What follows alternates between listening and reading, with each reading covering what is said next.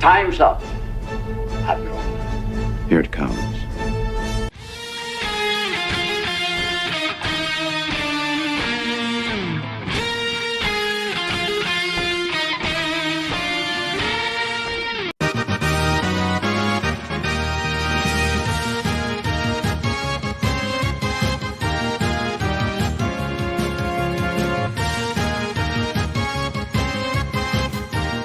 If somebody's going to try to blackmail me with advertising, blackmail me with money, go f yourself. But go f yourself. Is that clear? I hope it is. Hey, Bob, if you're in the audience. Dude, that's like a test of strength. That's not gay. That's like I'm gonna grip you. I'm gonna grip you harder than you grip me.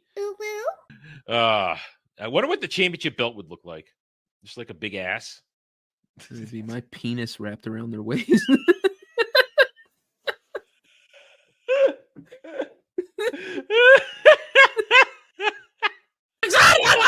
Adam, you being Worf is cultural appropriation.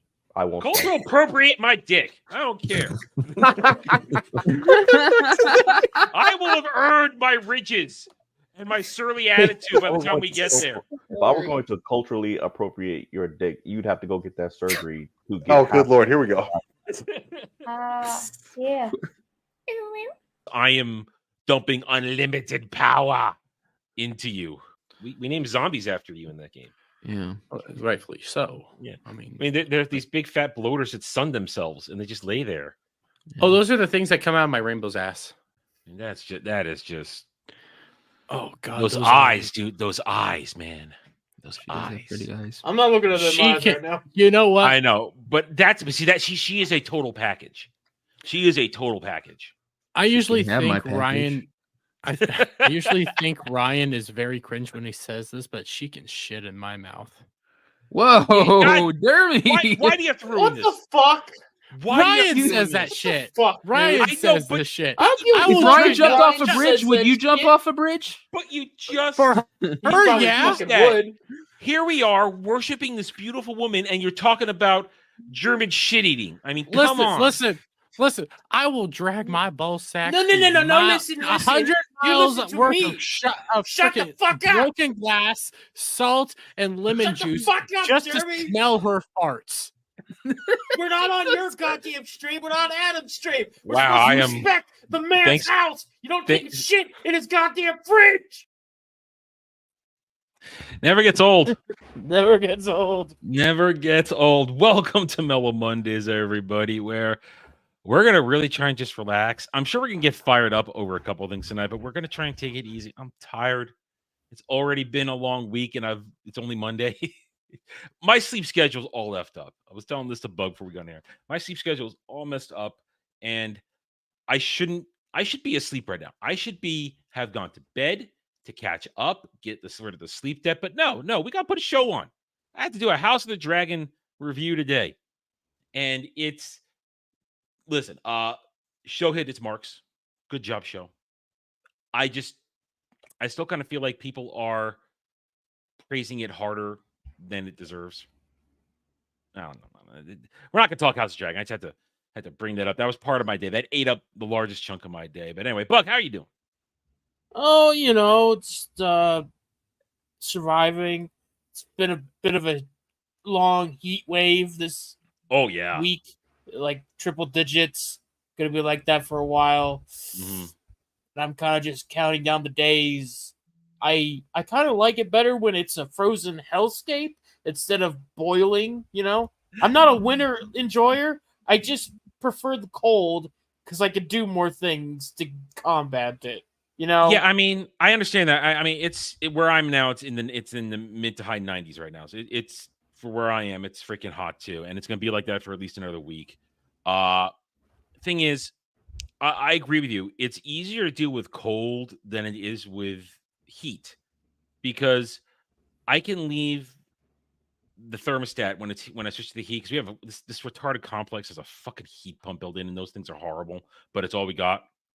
and you put that on, and you turn it on, and I can maintain certain temperature. And because this room where I do everything has no seriously good cross ventilation, it's a freaking sliding door to a porch covered in bird shit.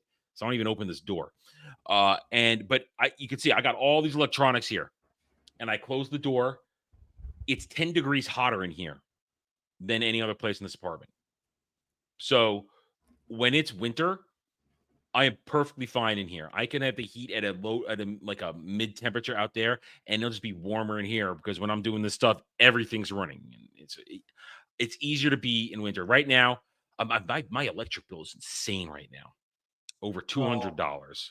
Over $200 right now every month, and that's nuts because this air conditioning just doesn't stop running for the past month right now. It's insane. And this state I'm in, they're retarded with their energy and how they make it. It's retarded. Build nuclear plants, god damn it. Oh yeah, it's a ridiculous thing. But yeah, just dealing with the heat. My weekend was semi-productive, I guess. When you're dealing with shows like the Tumblr Superman thing and having your usual go, you post. I only look at that when you put it up. Otherwise, I don't know what's going on. You're the only reason I know what's going on in that show.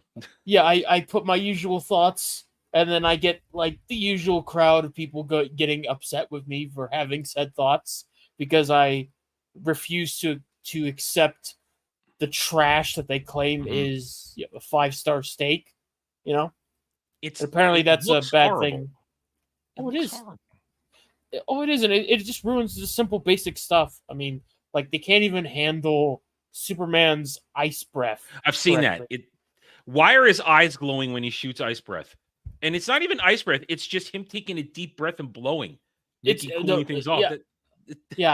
But they turn it into a fucking anime beam like from Dragon Ball, and it's just so stupid. How? I mean, how does he generate an ice beam?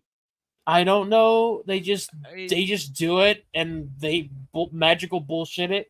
And then this episode, we got like Brainiac, and they make him really stupid. I saw that design. What the hell is that design of Brainiac on that? It's retarded. I don't know. It was just terrible villain design as usual with the show. But finally, he possesses Clark's body, because his whole shtick is Brainiac's like artificial intelligence body is breaking down. He needs a new thing because the lore is he's essentially the Skynet of Krypton or whatever. Blah blah blah blah. Needs a new body. Okay, fine. Needs to possess Clark because ideal subject or whatever. Problem is, before he discovered Clark and decided, I'm going to use him as a body, he had Supergirl under his control. Like, she was devoted to him, saw him as a father figure, and we even see that he brainwashes her multiple times, like Winter Soldier style, to do whatever he wants. So when you factor that, it's like, wait. You said you needed a new body. Why weren't you using her body first? It has to be a man?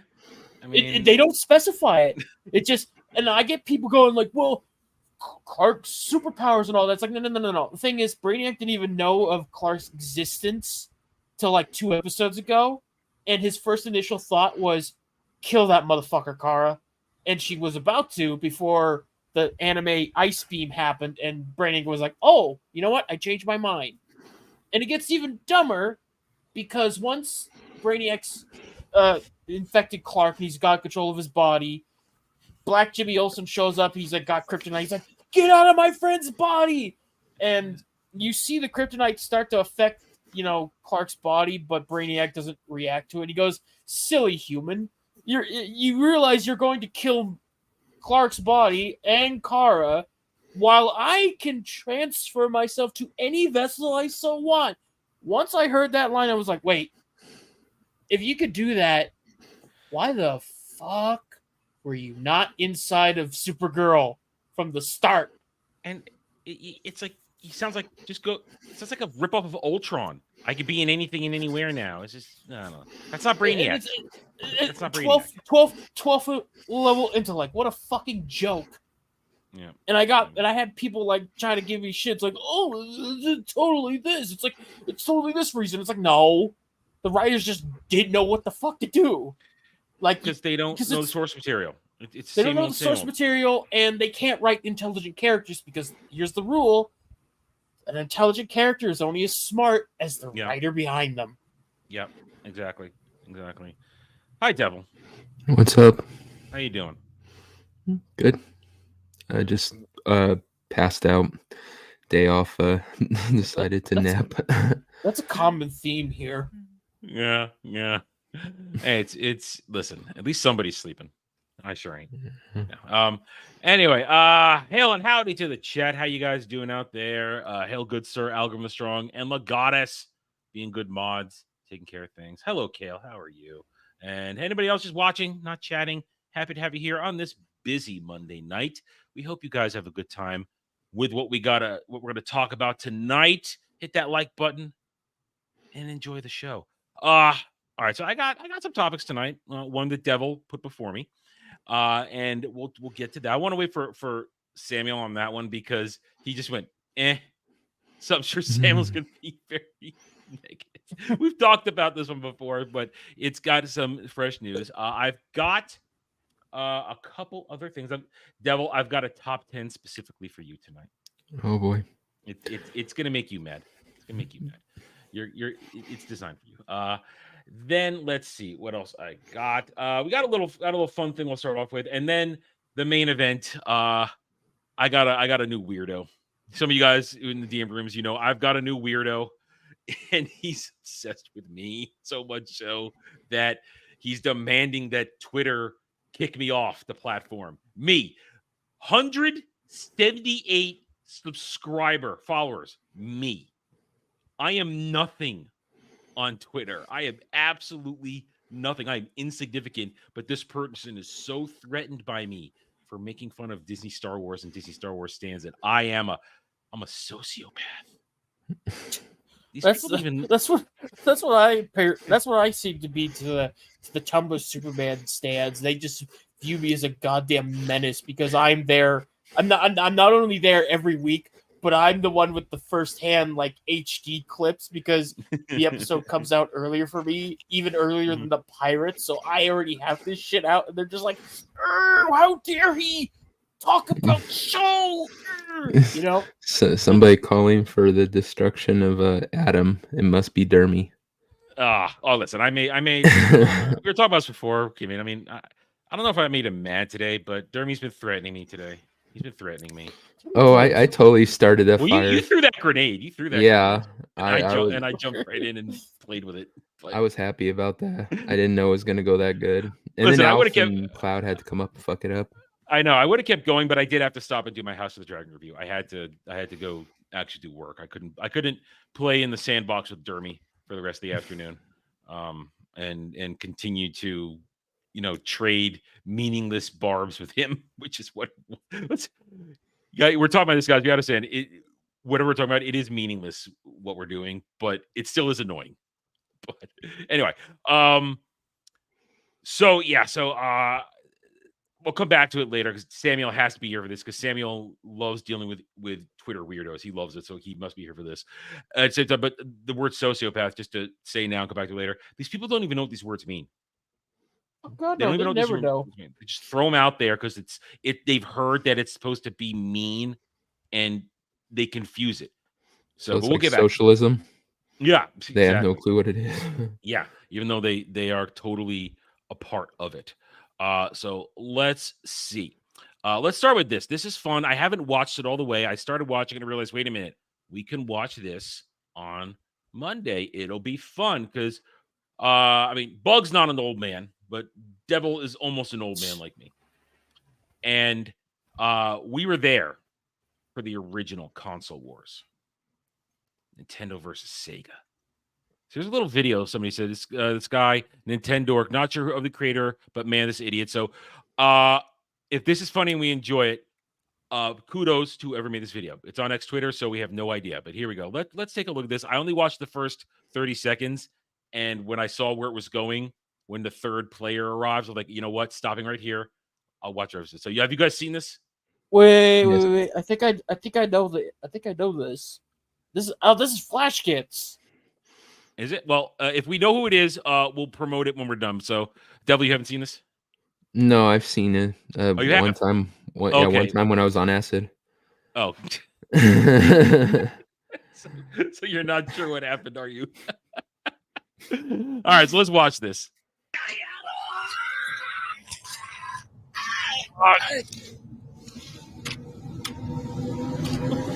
That's Flash Kits.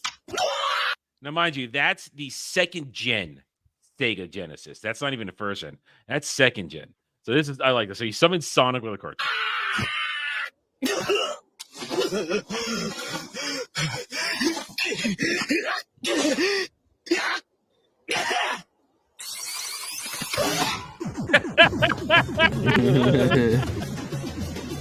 I like this. This is really good because these are the actual sprites from the games. So that's some good work right there.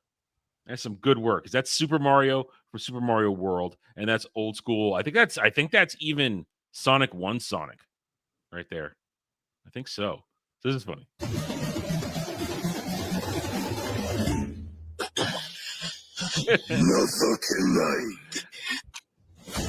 Oh no! All right, this is where I stopped. When the PS1 showed up, I thought, oh, this is probably going to get good. I'm going to stop it right here. So I haven't seen it anywhere beyond this. What trickery is this, Nintendo dog? Do not gaslight me, Sega dog. The Nintendo clan fights alone. And that's true. Nintendo gives no fuck.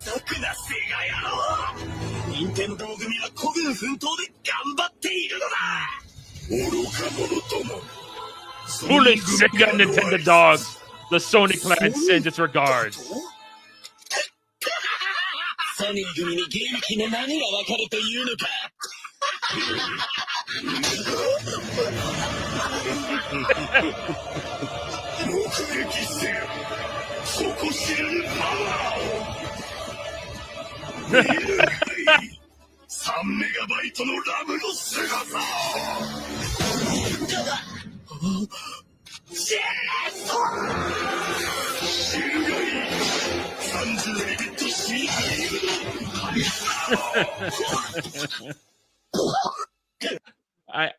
I like this. This is very anime.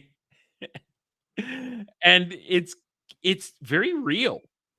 Because Sony came on the scene and said, "Oh, you guys had your war, and now I'm going to change the rules, and we're going to jump in technology." And Nintendo changed its whole pathway because of that. Because they went to N64, and they didn't go disc for forever.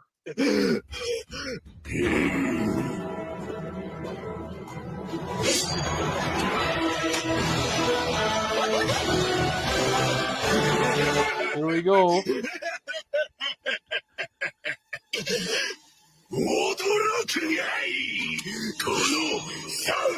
3 dimensions.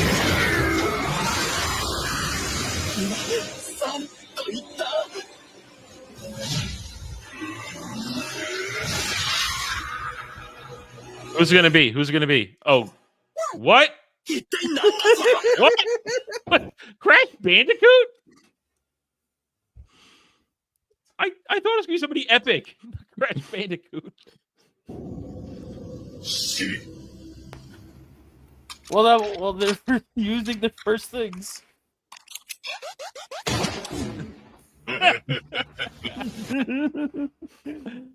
I wonder. I don't know if there's more of this. Obviously, maybe it ended. Well, I find this amusing. That definitely tickled me.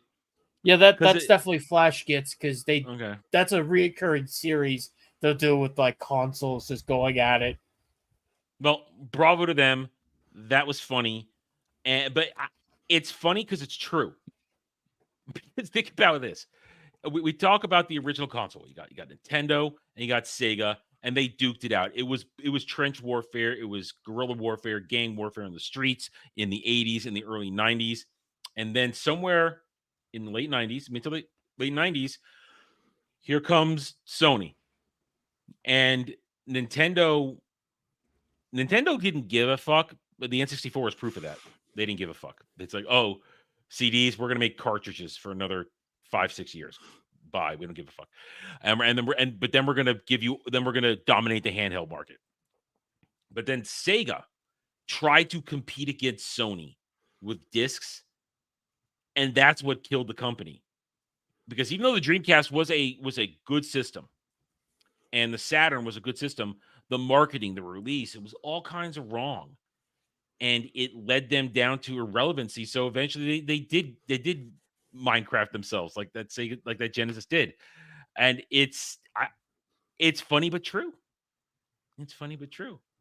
Now I wonder, have they ever gone farther and had Microsoft join this kind of fight? They had to have if they kept going. What with the series, they've done like they've gone all the way up to freaking Xbox and the PS5 and PCs. Oh wow. Okay. Okay. But it makes me.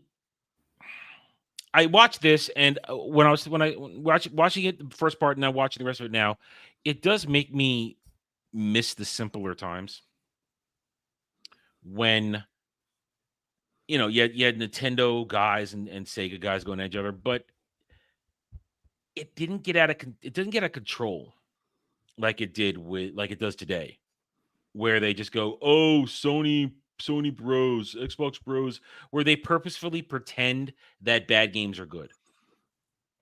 I mean, back then there were stacks of cartridges on both sides, and everybody understood not every game is great. There were stinkers, and they could accept that. And the successful games are the successful games. But now it's just like, oh hey, yeah, we're gonna pretend that Spider-Man 2 is this great game. We're gonna pretend that God, I keep forgetting the name. What was the one from on Xbox, the space one? Shit. Starfield. Starfield. Thank you. I keep wanting to say Stellar Field because of Stellar Blade for some reason. I think Starfield. The one pretend Starfield was this massive new generation type of game that was going to change everything forever, and both those games essentially sucked. They have people who really like it or like it for what they are and can understand, but the hardcores were using them as weapons against each other, and they kept saying, "Oh, where are you now? Where your game's failing?" It's just, I hate what basically video game nerddom, at least on social media, has devolved into. Oh yeah, it's so stupid. I saw somebody post a clip of like graphics comparison of the Elden Ring DLC to Red Dead Redemption 2, and it's just like, oh god, this is what we're doing now, huh? It's like, why do that? Oh, look at the realistic fire graphics. It's like, shut up. That realistic graphic shit is like a major reason why we're in a dire strait as it is. Yeah, because they want to make all these people look realistically ugly. Yeah, I don't need to see the freaking ugly fat whale's colon movements be realized, man. Just give me some style, some cartoony stuff, man. Yeah, like give me. I'm not talking whimsical, but give me video game.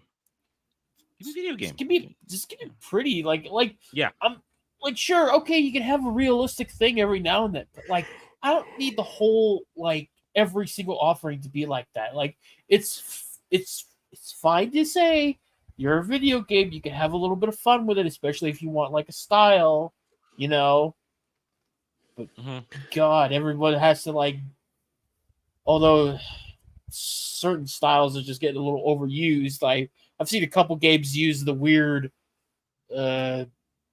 wannabe Spider-Verse style where like the frame rate is all jumpy and messed up, and it's just like, please stop. Yeah, it's just terrible. The creatures that work in video games now having this boner for making the women look bad. I just saw a couple weeks ago how they were showing all the male actors who've been turned into video game characters, and they all look exactly like they do in real life. And then they show all the women who've been made into video game characters and how they've made them like 12 times uglier. Yeah, every single one of them. But there's no agenda. We're not supposed to. There's no agenda. No. Okay, did you did you guys hear about the former dev who worked at Rocksteady on the Kill the Justice League? How he actively admitted this little detail of how he turned in so many like character designs for black women, and they just told him no, and they were like they rework it to like his words was they turned him into like old lunch ladies, you know. And he was so upset. Of like, I hate to give the Gamergate men fuel, but so many times I turn in like these women characters and they just look so terrible. And that got around so much that he wound up having to make another tweet going, I'm no longer going to talk about this thing. Because everyone I am now not talking about this. there is currently not a gun at the back of my skull. Well, it's one of those things where we saw the freaking culture war coming way before it actually hit. Because we're in it. We were talking about wokeness and shit taking over areas of entertainment way before the media started to actually address it and actually, acknowledge it. It's the same thing with the reverse. You can see these woke ideology things dying on the vine, but yet the industries in entertainment that we love still aren't catching up. The whole fat acceptance, beautiful at any size bullshit, it's fading. We saw it when people were making videos about all the fat influencers who literally were dropping dead. And they're all like, this person dead, this person dead, that person, oh, dead. We're the cycle's gone past it. It's bullshit. We know it now, but yet these games and movies and everything, they're willing to hold on to it, even though everyone else has moved past. Well, and already because it's a religion to them. It's religion. A religion. And it's a matter of pride. Yeah. I mean, like think about it. The guy I mentioned, he said, "I hate to give the Gamergate men fuel." It's like that was his first concern, like admitting the wrong and admitting that the other side was right. Here's the thing. There is no such thing as the Gamergate men. There's no such thing. Well, there's just gamers. I know. It's stupid. It's the same thing that these fucking Disney Star Wars stands always go, the fandom menace. Fandom menace has been a thing for 4 years.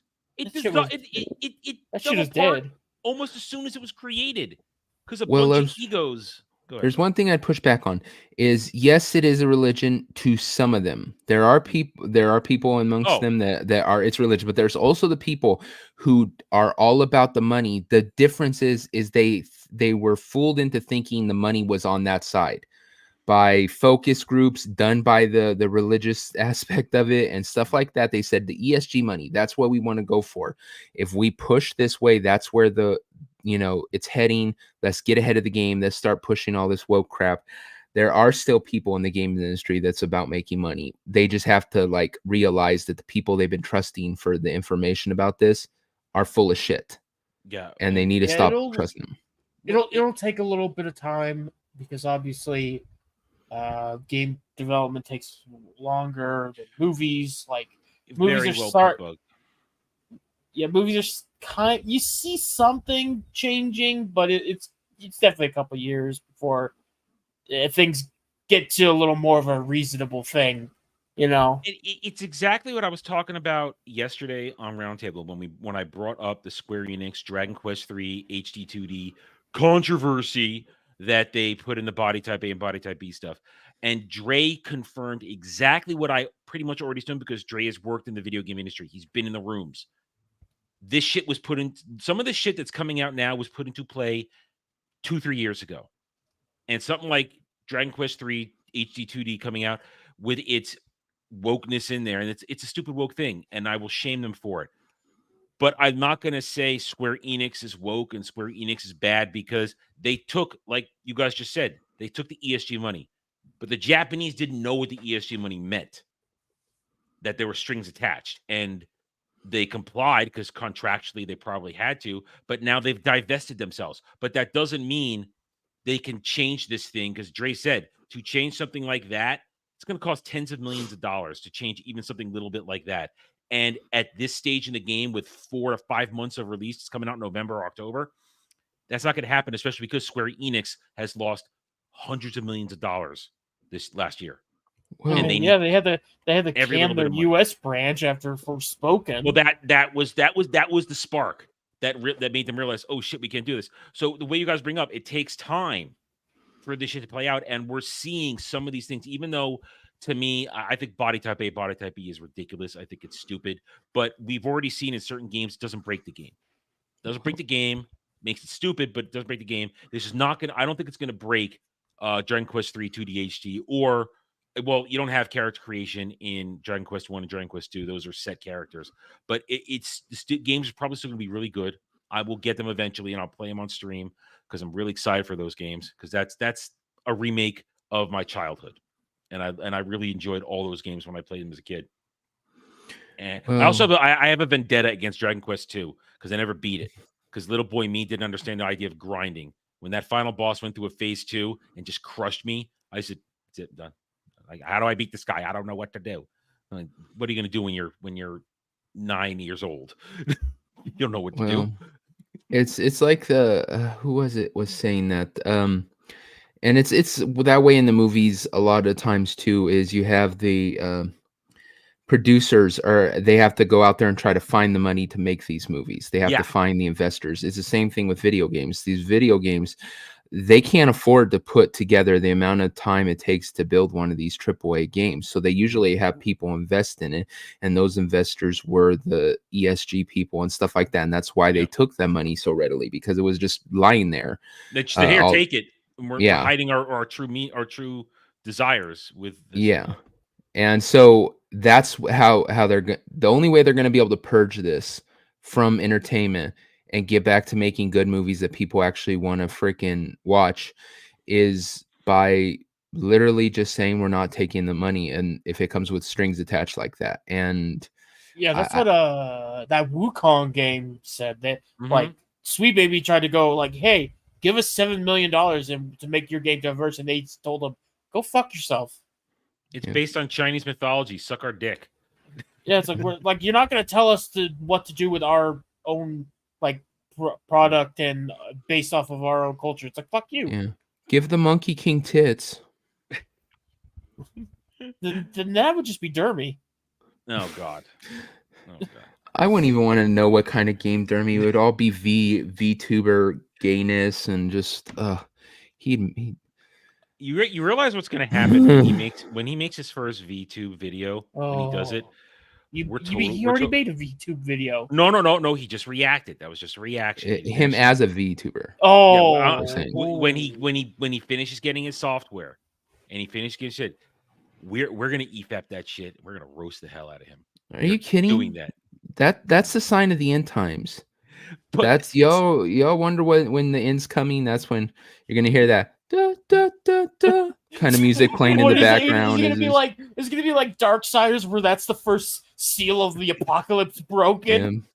Yep, fire's gonna rain down from the heavens, and then it's all my like heaven and hell is just gonna go to war because Dermy put a fucking VTuber model on. Why do you think I've been supporting Dermy and sticking with him and trying to lead him down this dark path?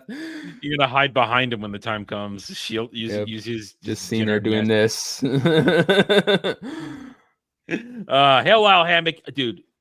If I still had my Super Nintendo, I would suggest it would probably still work. I mean, I sold mine when I was in college because I got caught up in a lot of I'm never gonna play these old games again. Of course, I regret that. I sold my Nintendo, my Super Nintendo, and my entire remaining cartridge collection for $140, or was it $200, something like that, on eBay. eBay had just become a thing. Crack is a hell of a drug. eBay had just become a thing, huh? I said crack. No, sorry, I missed that. I thought I heard somebody calling me. No. What did you say? I missed it. I said crack is a hell of a drug. It makes you do stupid shit. I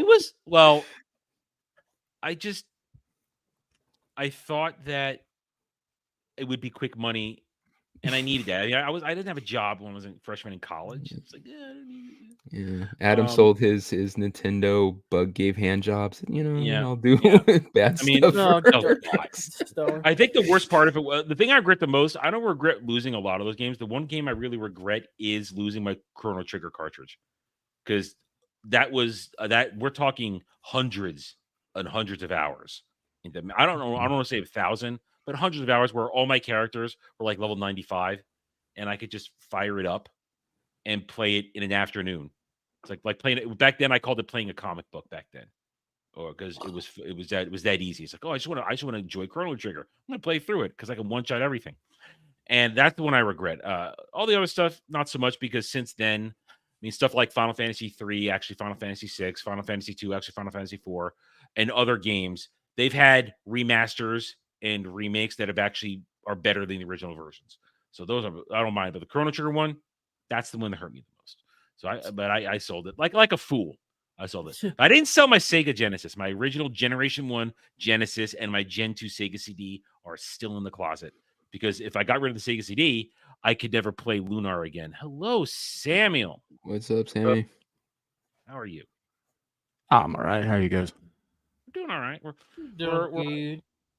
We're winding down this conversation on video games and regrets, and regrets, and how things are going to change, but there's still the things that were made that were shit that are coming out that's going to progress this era of crap a little bit longer as they roll out the next bit here and there.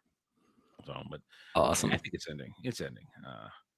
All right. Well, we're all here, so let's actually get into the main topics then. Although, actually, with one more video game thing, I want your opinion on this one. This little meme I found. Do we agree with this? Pick your knight. What's your first choice? Ooh. Do we agree with any of these? I mean, I feel like it's unfairly mixed up. Yeah. I don't in like terms these of things. the food, and also somebody doesn't realize that having a night of just Grand Theft Auto as your choices, that's not choice. That's not choice. And like I like, but it's like all the other ones have options. Yeah. And at the same time, it's as though they chose the Sony one and gave it the worst fucking food.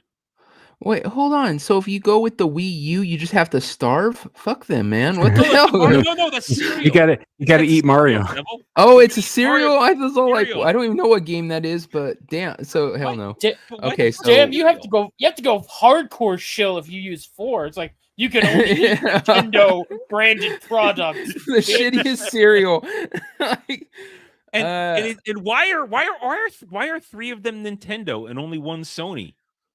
Okay, let's knock 4 off, because ain't no one's choosing 4. Let's be honest. Take that shit out of there. So here's the thing. I want the Pizza Hut, I want the chicken nuggets, and I'll take the PS2 for my own personal preferences, but I don't want those games.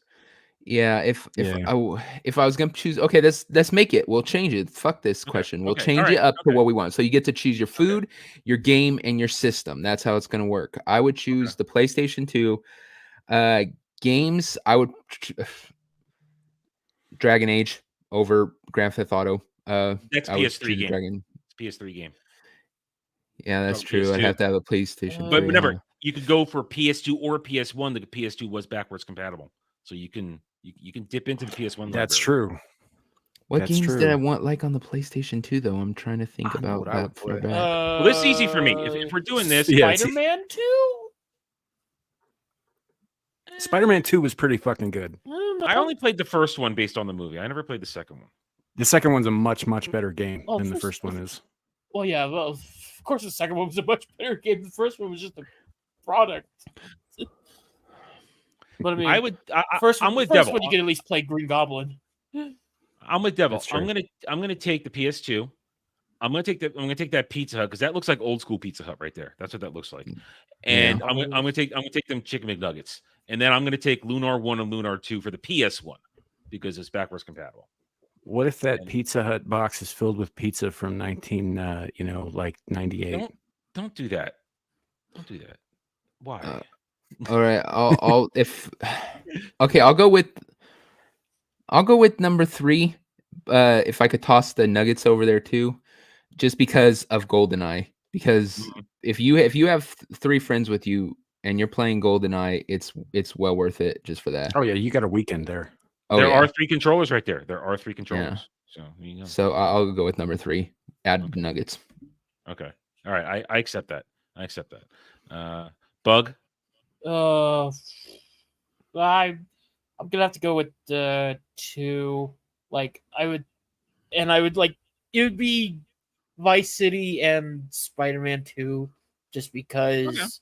And it's like I don't like the others have other controllers, but it's also like I don't have no friends to invite over, so fuck that. It's gonna be it's gonna be a solo night, man. Get the fuck away from me. I'm playing games. But Bug locked in a room with a game and a box of pizza by himself is his usual. That's normal. That's a normal Saturday. Dude, that's a Sunday night for me. The door. Do not go near me. I will fight you. I will throw things at you if you open this door. Like it will be violent, you know. I want to be alone with my thoughts and virtual strippers and What are you doing? I'm picking up hookers. Leave me alone. Look, I'm trying to get an achievement. You have to sit in the stripper room for 10 minutes. That's actual thing. I'm not joking. Really. You see, you actually have to do that for an achievement. In Vice City? Mm-hmm. I don't remember. Yeah, well, actually, it's not an achievement. It was more like you had to do it to get the purchase of property that you could use. So you had to sit in the room for like 10 fucking actual minutes. Yeah, then you have to do it to purchase the strip club as to make profit. I didn't play it that long. I only rented it, and I only got so far, and then I never rented it again. That's because the stripping thing was so lame. The chick did the same moves over and over again, and of course the graphics were so shitty. I was like, man, they could have made this so much better. It's like, you can't fap to this. Come on. Yeah, god damn it. Did you guys ever watching blurry porn on my TV? Right. There was a game called Predator Concrete Jungle or some shit like that, where you played as a predator who had to go to a futuristic city to get all of the tech that a previous predator had left behind, which is what allowed the humans to build a futuristic city. You had to go take all of that back. And there's a bit in it where you have to hunt down this pimp, and he's in like leopard print jockeys fucking around with a couple of whores when you find him, and you skin him alive in front of them. Like, really? Like the whole point of the predator is to hunt down, like, you know, dangerous game and hard game to kill, and he goes after the premise was a little hard to swallow there, but the game was actually a lot of fun. But this is my trophy, Slick Willy. Oh god. I mean that's just alternate. That's just like an alternate script for Predator 2. Let's be real.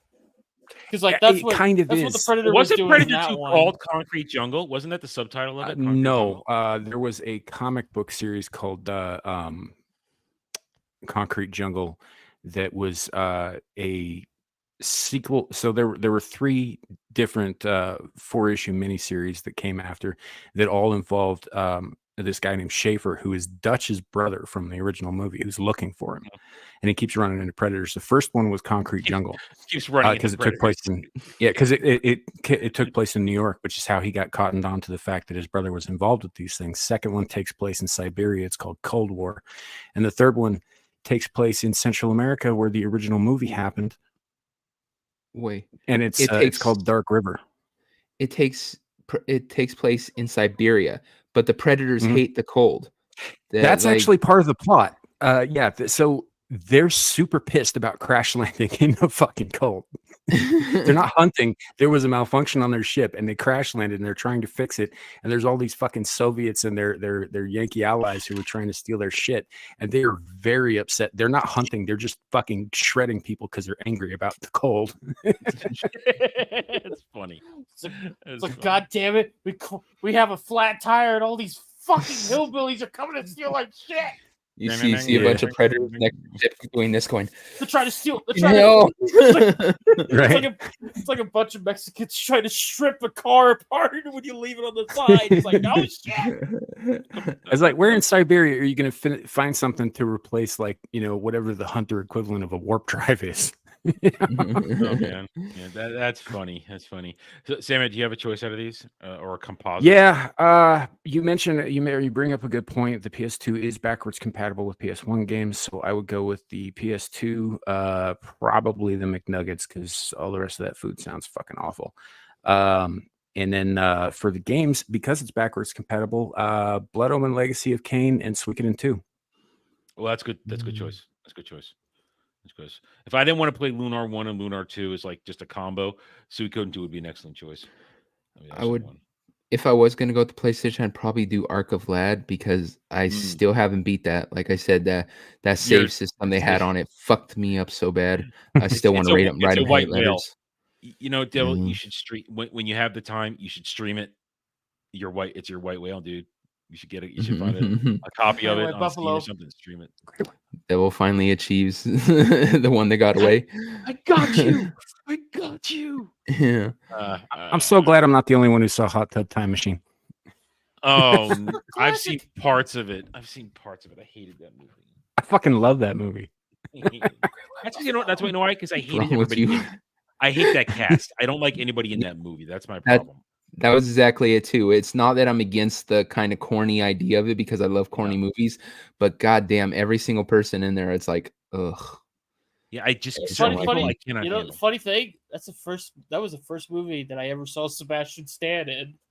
Really? I played Bucky. Yeah. He plays one of the antagonists in it. He plays like a ski patrol guy. He's just he's the leader of the ski patrol guys. Yeah. First time I saw Sebastian Stan was when he played the Mad Hatter on the Once Upon a Time TV show.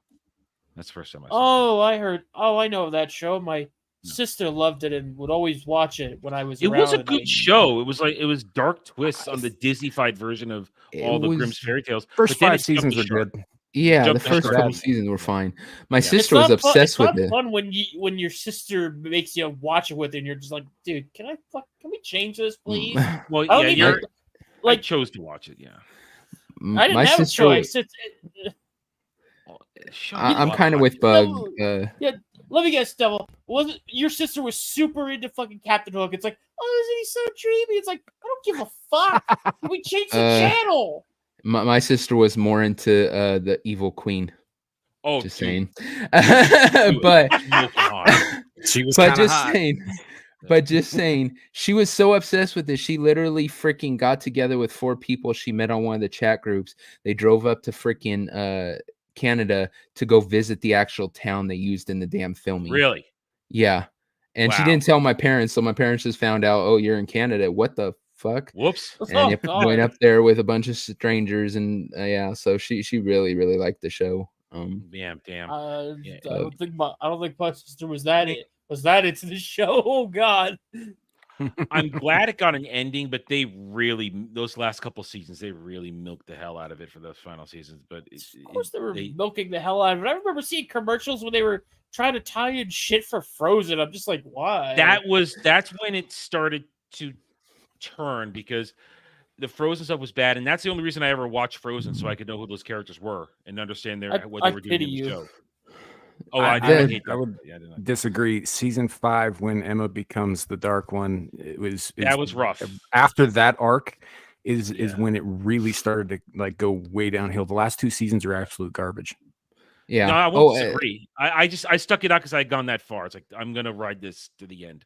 Especially the one where like everything gets solved, so then they take it where it's years later in New York City, and she's not even there. The massive time skip for the final season. Yeah, weird. And then here's all the fairy tales, but what if they were taken from other cultures as their interpretations of it? And it was an interesting loophole so they could get Latina Cinderella, but it was still. It was a stretch, and it was stupid. But here's the thing: even though as a whole I enjoy it, I will never watch it again because of those last couple seasons. I cannot go through those again. I just can't. Yeah. I can't. Also because they started turning everybody gay. They started turning everybody gay at the end. That's true. But also, like, even in the earlier seasons and stuff, after Snow White started putting on weight, she got pregnant. That's attractive. Problem. She hooked up with she and the dude who played Prince Charming actually hooked up and got married during the show, and she got knocked up. in season Which 3. is fine. Did she Yeah, also eat the baby too while she was at Her it? face got pregnant. Yeah, She already had a round face, so when she got pudgier, it really went round. Yeah. But it's just like with the Disney Snow White that's coming out when the evil queen is hotter than the freaking Snow White. It's like she's supposed to be the fairest of all, and you're like, yeah, Lana Puri, I think her name was, the evil queen. Oh, yeah. Gal Gadot is the evil queen. Well, no, in the show. Oh, In the show. Yeah. Sorry. The actress that played her. Yeah. I would have took her over the Snow White chick. Of course, I took Emma over both them because she was hot ever since House. In the Once Upon a Time show, they kind of twisted all that around. It wasn't the original type of "I'm the fairest one in the land." They made it deeper. Yeah. It was good storytelling for like Samuel said, for like 5 seasons, and then they ran out of ideas. And you get some. All else aside, there are issues in some of the stuff that they tied in together, like how Rumpelstiltskin was also Beast, and all this stuff. That was good. It was interesting, but you also get some really, really stellar work out of Robert Carlyle during the course of that series. He is incredible. He's the best thing in that entire series. Oh yeah. Robert Carlyle as Rumpel is fantastic, and his whole arc is incredible. Yeah, when he's in his Mr. Gold character, being that cruel kind of sadistic, kind of rich, powerful man, it was real good. Honestly, character. the first season really was the best season because the mystery of the whole thing, who knows, who doesn't know, whose memories are intact, what is it all going to mean? That was the best stuff. And then the beginning of season 2, where everybody got their memories back, that was also interesting too. But then they just kept having to stretch it. And for me, I think the thing that really started to turn me was their whole interpretation of Peter Pan. That's when I started to bad sour. guy. I kind of liked it. Oh yeah, I just didn't like the way that I didn't make it that he was bad. I don't like the way that they made it Rumpel's dad, and it was just like, yeah, that was weird. Yeah, there was so many twists and stuff. It was weird. Yeah, what the fuck? Yeah, and they kept having to nerf Rumpelstiltskin every season. They kept having to nerf him so that he was OP as shit everything from the get-go. That's why. I know. Oh yeah, they just kept to nerf him constantly, so he just didn't wipe everything out. Yeah, it's like he comes off like this, like, oh, Heidi ho, I'm just this little dude who will steal your kids and all that shit, and he's like this all-powerful force of chaos and darkness. That's a problem with a lot of shows when they have like a super overpowered like character like that. They forget, they have to they kind of forget, like, oh shit, we kind of made him very strong, and then the following seasons they really don't acknowledge that, or they have to try to nerf it. Like, I don't know. My best recent example is like The Boys with Homelander, because first season they made it a genuine threat whenever he showed up. It's like, oh fuck, he's here. Like, we gotta do a whole lot of crazy things just to get him to not pay attention to us, But now it's like they just kind of forgot that he could do all these crazy things. He could kill Rumpelstiltskin. Rumpelstiltskin had a dagger, and Homelander has titty milk. Yeah, but it's not blue titty milk. Oh god, fair. Ariel, the difference is you're hornier than all of us. That's the difference. Hello, Ariel. How are you? I'm not the slave to my hormones. All right, don't pick on Devil. He's tired. God, I'm so disappointed with The Boys, man. I never got into it. I totally get it. And Gal had a similar thing of it when she shared a clip in the DMs, and it was like, yeah, it's obviously there's a lot of shock value to the show, but the beginning there was something good in it. It was fun. I had it poked around around at everybody, had a little fun with superheroes, but then as it got on, Eric Kripke had TDS and he got crazy. He had TDS, but then he also had another thing. He became the thing that people thought Garth Ennis was when he wrote the book. People thought Garth Ennis just had a massive hate boner for superheroes. Thing is, he fucking said he does. No. No. Here's the thing. He hates the way that superheroes are handled in the industry. He doesn't hate superheroes. He wouldn't be writing goddamn Punisher books right now. He's literally got one in the process. like he hated that. He hated the government, like industrial military complex. That's the shit he hated, and that's what he put in the boys, you know. But here with Kripke, you could tell he straight up just hates these motherfuckers, because this last episode they bring in Tech Knight, who is meant to be like a Batman, Iron Man like character in the boys. You know, yeah, he's a little deranged like the rest of the crowd, but in the book he was like kind of the most tame out of the bunch. In the show, it's like they're really hamming up the Batman connection. Like, oh yeah, he's like Batman, but then they treat him like it's like, oh, he's just racist Batman, whatever. And then I saw the interview Kripke had with the episode. He goes like, oh yeah, and he said 3 words that just told me everything: Batman's fascist underpinnings. Mm-hmm. Yep, it's like, oh, I see it. You think Batman's a fascist, Kripke. That tells me everything about you. If I remember right, Tech Knight wasn't even like as competent as Batman was, but he was also had some sexual proclivities that were a lot less than wholesome. Well, yeah, he was deranged in the sexual manner, but in the book, like he was oddly nice about it, where he would like keep people away from him to like not do that, and then he died like fucking a meteor. What? You know, dude would fuck anything. He fucked a meteor in the books, but in the show, it's really nothing. Like you don't even get a suit or anything, because you go down to the tech cave, that's what they call it, and it's basically a sex dungeon or whatever. He's torturing one of the main characters. The rest of the characters jump in, they save him, and they grab Tech Knight and they tie him up, and they're like, okay, we're gonna torture you. But the problem is, he's into it. Yeah, he's like a masochist. Yeah. Like even when they stab him, he's like, oh yeah, grab my balls. You know, they're just like, oh fuck, how do we torture a guy that's into pain? And they find his laptop right there, and they're like, okay, we're going to start donating all your money to various organizations, you know, and they even mentioned Black Lives Matter as one. And he's like, no, not them. Don't donate my money to them, you fuckers. You know, and that's how they break him. Like, oh, like we're going to make you give away your money to BLM. That's cool. And then why they even bothered to bring that character in, because his whole arc is much earlier on in the comic books. They just wanted to bring him in just because he was a Batman villain, and of course, that's all it is.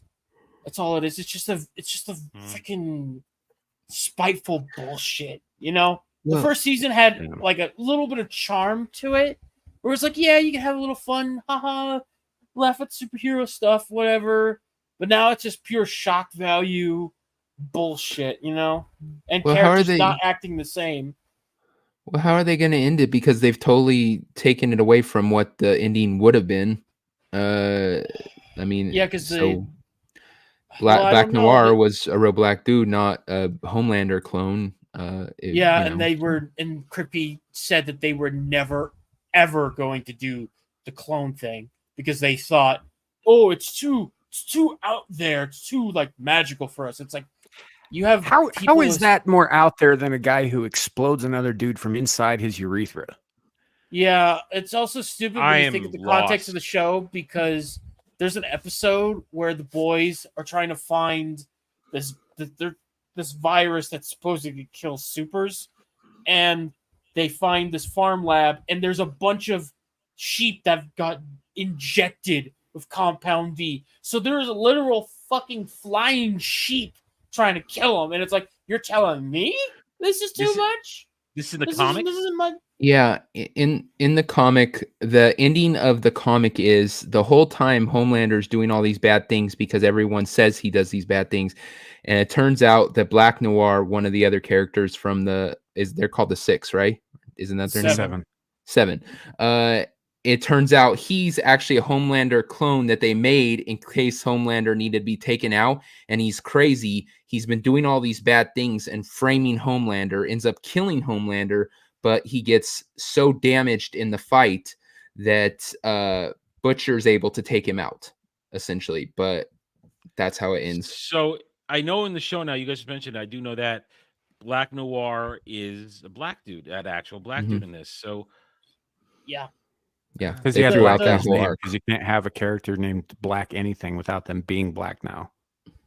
Yeah, and they even did the same thing when they put in his replacement guy. Like it was another black guy. It's like, okay, whatever.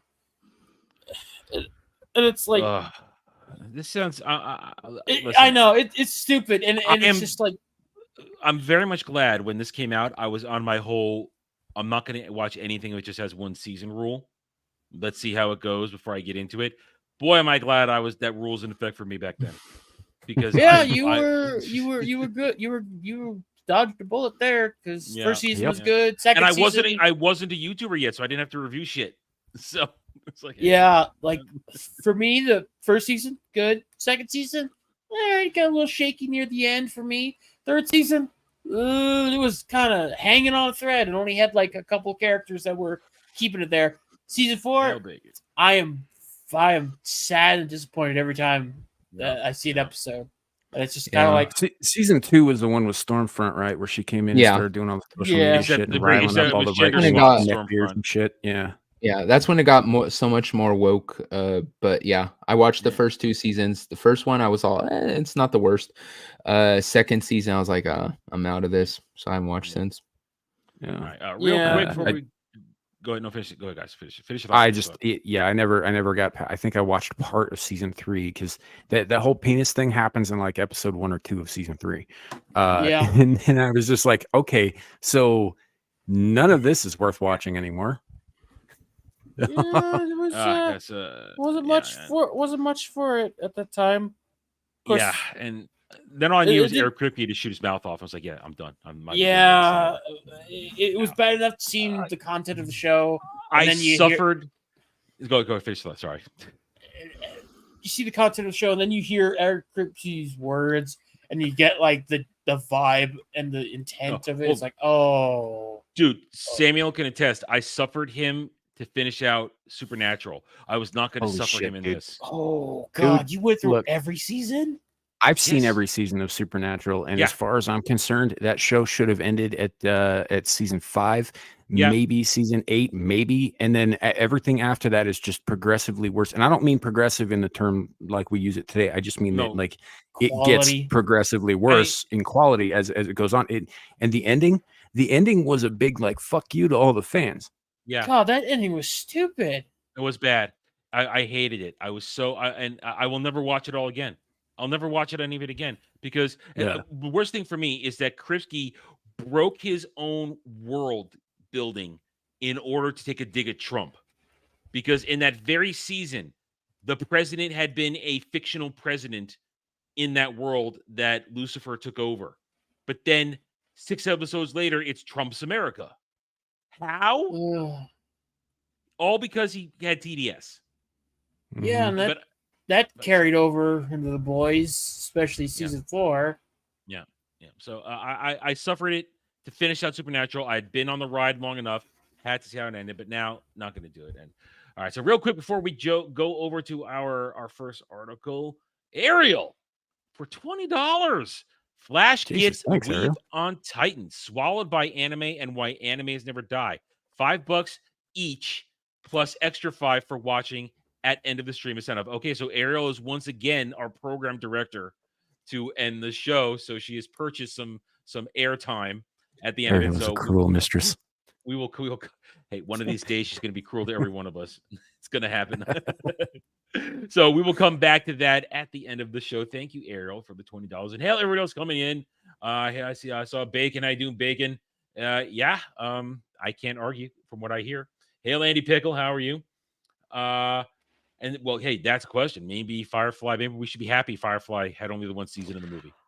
I mean, now, yeah. At the time, not so much. Hindsight. Yeah, hindsight. You know, like I kind of wish maybe we didn't get a season 3 and 4 of Young Justice now. Yeah, there's hindsight on that one too. Yeah, maybe season 3 would have been good, like after season 2 came out, not years later when everyone became stupid. I gotta qualify that. I'm not talking about Halo the TV show. I'm talking about Halo the character in Young Justice. They completely fucked that character. Oh, they fucked up way too many. Well, I mean, characters. I dipped out after season 3. I started season 4 and I said, "That's it. I'm done."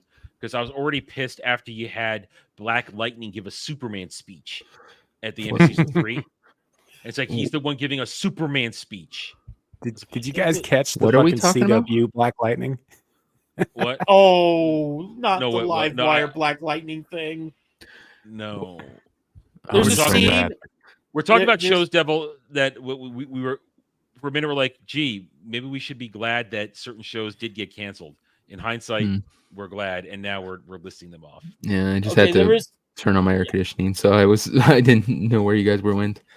Okay, yeah, no, Adam. There's a scene. Now you're familiar with Live Wire, the Superman villain. Yes, electricity. Okay, right? so yeah. She's in the show, and she gets attacked by Black Lightning. He has her pinned down, and she's like, "Oh, what are you gonna do? Shock me? Like I've been hit by lightning before." And Black Lightning actually says, "You've never been hit by Black Lightning," and then just zaps her. Was that in season 4? Because that was in 3. I must have blacked that. I must have a black. You know what's fucked up in the context? Live Wire's underage in that show. Ooh. Oh. Yeah, See, when I found that out, I was was- like, oh no. I mean, Halo's the Muslim chick, right, Samuel? That's who you're talking about? In that show, she's the Muslim that chick. show. In the comic books, she is a blonde, blue-eyed white woman, Yeah, in the show, I was just and also not a struggling- corpse. Yeah, I was struggling so well. She's in season 3. She's a reanimated corpse because of Blue Beetle tech. I think it was Blue Beetle tech, or maybe it wasn't. No, it was the ship. Mother It box. was that ship. Well, it was stupid. Yes, Yeah, it was Sounds stupid. And then you have a chick. You have a technology inhabiting a dead Muslim girl's body, still trying to be Muslim. Yeah. Yeah, while hanging out. The whole thing was fucking retarded. And then they changed Dolphin's race. She was a pale, white girl with silver hair. They turned her black. It's like, wait, why? I don't even know why they added the Outsiders in. That was sort of a Batman side project anyway. Because they just needed a title. Need a title. That's the problem with the future seasons. Even season 2, they just suddenly have a giant time skip, and they have all these extra characters that 10 years. You don't really give it much of a fuck about. You're like, bro, what about the characters I jumped in for? I want to hang out with Robin and here's the Aqualad thing. King. At the end of season 2, they had what's her name? Oh shit, magic chick. Suddenly forgot her name. Satana? Satana was all over Dick Grayson Robin at the end of season 2.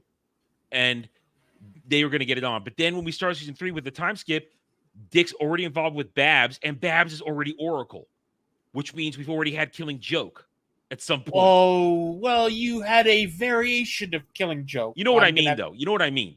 He's No, already I Oracle. meant you. I know what you meant. They do a version of that in the show. It's just drastically different.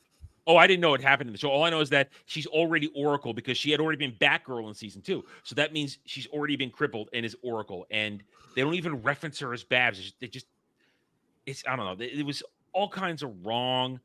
And also what they did with Miss Martian, making her look bald and ugly. Oh Why? yeah, that was so Why? stupid. I don't know why. Why can't you have Megan look hot? Why? I don't know why it was like that. I don't even think if I remember correctly, I don't think they even kept that look when they got to season 4. In 4, they had her Miss Martian, but she was white and bald. Well, no. 3 was, I think 3 was, she was white and bald in 3, but 4 they didn't keep that. No, look. I know in 4 she was green and bald because she was dating that sidekick from Aquaman. That was wasn't Aqualad. that was season Tempest. 2. That was 2? You were thinking when she was dating a different dude? That was season 2 when she was dating a different dude. Oh man. Are you thinking of Tempest? I don't know. Ariel says Legion or Legion? Lagoon. Sorry. Lagoon Boy. Is that all his name? All I know is that season 3 was a struggle. And then as I started season 4, I went, that's it. And then all I know is that's about when I met Dre, and Dre was covering it, and he was telling me what was happening. And oh my God, I'm glad I checked out. I didn't watch when they brought it back. You know what's fucked up? What they were teasing at the end of season 4, because the end of it, they were doing the wedding for Miss Martian and Superboy, and there's a scene where Black Canary's talking to Batman and Red Tornado and some other main Justice Leaguers, and they're like, yeah, we've been going through a lot of different hardships this past year or so, and just talking, we need to establish like a sanctuary of sorts. And my brain went, oh no, that's a Tom King thing. Tom King book. No, get away from me. And we can't forget they made Aqualad gay. Oh yeah, they just made him gay. They made him gay and want to fuck a fat Atlantean for some reason. Yeah, season 2 was the War World stuff. Made him a gay chubby chaser. Yeah, so it's ridiculous. It's ridiculous. So I'm so glad I'm checked out, but that's the thing. Maybe you should have just stopped at season 1. Should have just stopped. Yeah. And maybe should have given us the story we wanted, where they rescued Wally from the Speed Force. How about that? How about you rescue Wally from the Speed Force? Huh? Maybe that's just the real kicker. Wally didn't want to come back because he saw all the bullshit going on. He was like, "Oh hell no, I'm out. Staying gay." Oh no! What happened was Wally got lost in the Speed Force, right? And he came out the other side in the live-action Flash TV show, but melanated. Like the Speed Force got him so bad that it put melanin in his skin. Oh, don't remind me of fucking see how you Flash. And he started thinking he was some kind of tree. God damn it! What's happened to the things we love? Well, here's something that I know some of us do actually love in its weird niche way, because it is a very convoluted franchise, and we've talked about it before on the stream. And Samuel started this conversation by putting up a poster that was IMDb, and then Devil said, "Hey, let's talk about this." And then I said, "Oh, there is actual news that the Cavill Highlander movie will start shooting next year." Mm-hmm. So Henry Cavill's Highlander reboot received exciting update with director Chad Stahelski. That is the guy who made John Wick. So that's a quality director who do good action. So that was one of those things we've been saying has me somewhat positive about this. Yeah, that's exactly it. It's one of the few films a little far out, but I'm actually like, could this be something good that I'm not going to get into? And you connect this to about 4 or 5 months ago, where Cavill announced, "I'm now going into training for Highlander." So at this moment, Cavill's been training for Highlander for about 5 months now, probably. And there's another 4 months, maybe 5 months until they get to shooting. So this is why I love Cavill. The dude takes the shit he signs up for seriously, because if he loves it. He's been practicing his katana wielding for a while now. And that means he's going to be ready for that choreography. And it's going to be good choreography, because Stahelski knows how to get that out of his actors and get that out of his movie. See, what I'm curious about is, has he been practicing his Frenchman playing a Scotsman accent? Oh, God. Listen. Lambert, it's cringe, but we love it. Yeah. I mean, I have is his mentor character, has he been practicing the Scotsman's going to be an Egyptian, playing an Egyptian who goes around saying he's from Spain? Accent. I still love it. I've got my director's cut, like 30th anniversary Highlander original movie edition over there. It's got extra footage in it that I'd never seen before when I watched it. And listen, Highlander, as I said, it's a fucked up franchise it's got 4 or 5 different timelines, alternate realities, depending on where you start. And one of them involves an alien planet. Yes. Number 2 sucked. Quickening. I remember I went to see The Quickening. There was I remember when I went to see it, and it's an interesting story, because on that day there was a school dance that night. So I went to the movies and I saw it, and then I got home, and we left the keys locked in the car. My mom left the keys in the car, so it was locked. And that was the day that I learned with my Swiss Army knife that I could pick a car lock with my Swiss Army knife. That's why that's a very strange day where I went to see Highlander 2: The Quickening, had my mind blown because it was so weird, even though it's so cringe, but it's got the good kind of cringe. I mean, it's got good Sean Connery cringe. It's got outstanding Michael Ironside cringe. And it's just got the weirdest concept that all the immortals were aliens and they were prisoners from a war on their home planet sent to Earth. Yeah, they were banished here to Earth because it was the lamest freaking, and it just rewrote everything from the first one, which was the prize is essentially going home. Or that was one of the versions of the prize. So you realize it then. Think about it. So this is how bad the movie was. Whatever happened on their home world, where Michael Ironside's evil dictator defeated their revolution and sent them all to be reborn on Earth as immortals. Ramirez was one of the oldest immortals coming out of ancient Egypt, thousands of years before in the 1980s. How is it that everybody on their home planet, how is it that Michael Ironside hasn't aged a day in all that time?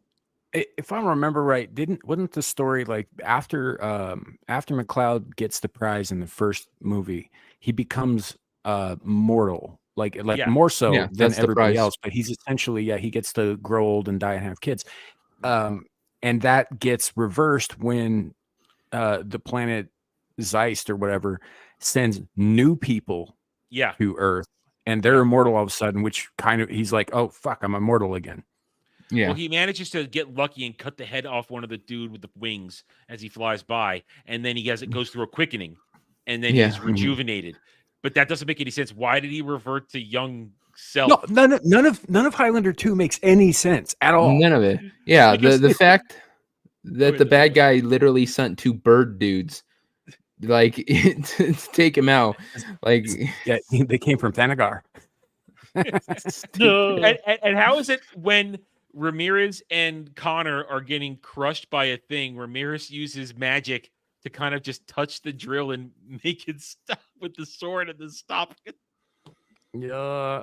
Should we just not talk about it? Number 2 didn't exist. Let's just act like that. But that's the thing. You have the original is a timeline, and from the original spawns the original spawns 3 different timelines. But then there's the 4th timeline, which doesn't account for the original, which is Highlander, the TV series, with Duncan as the primary.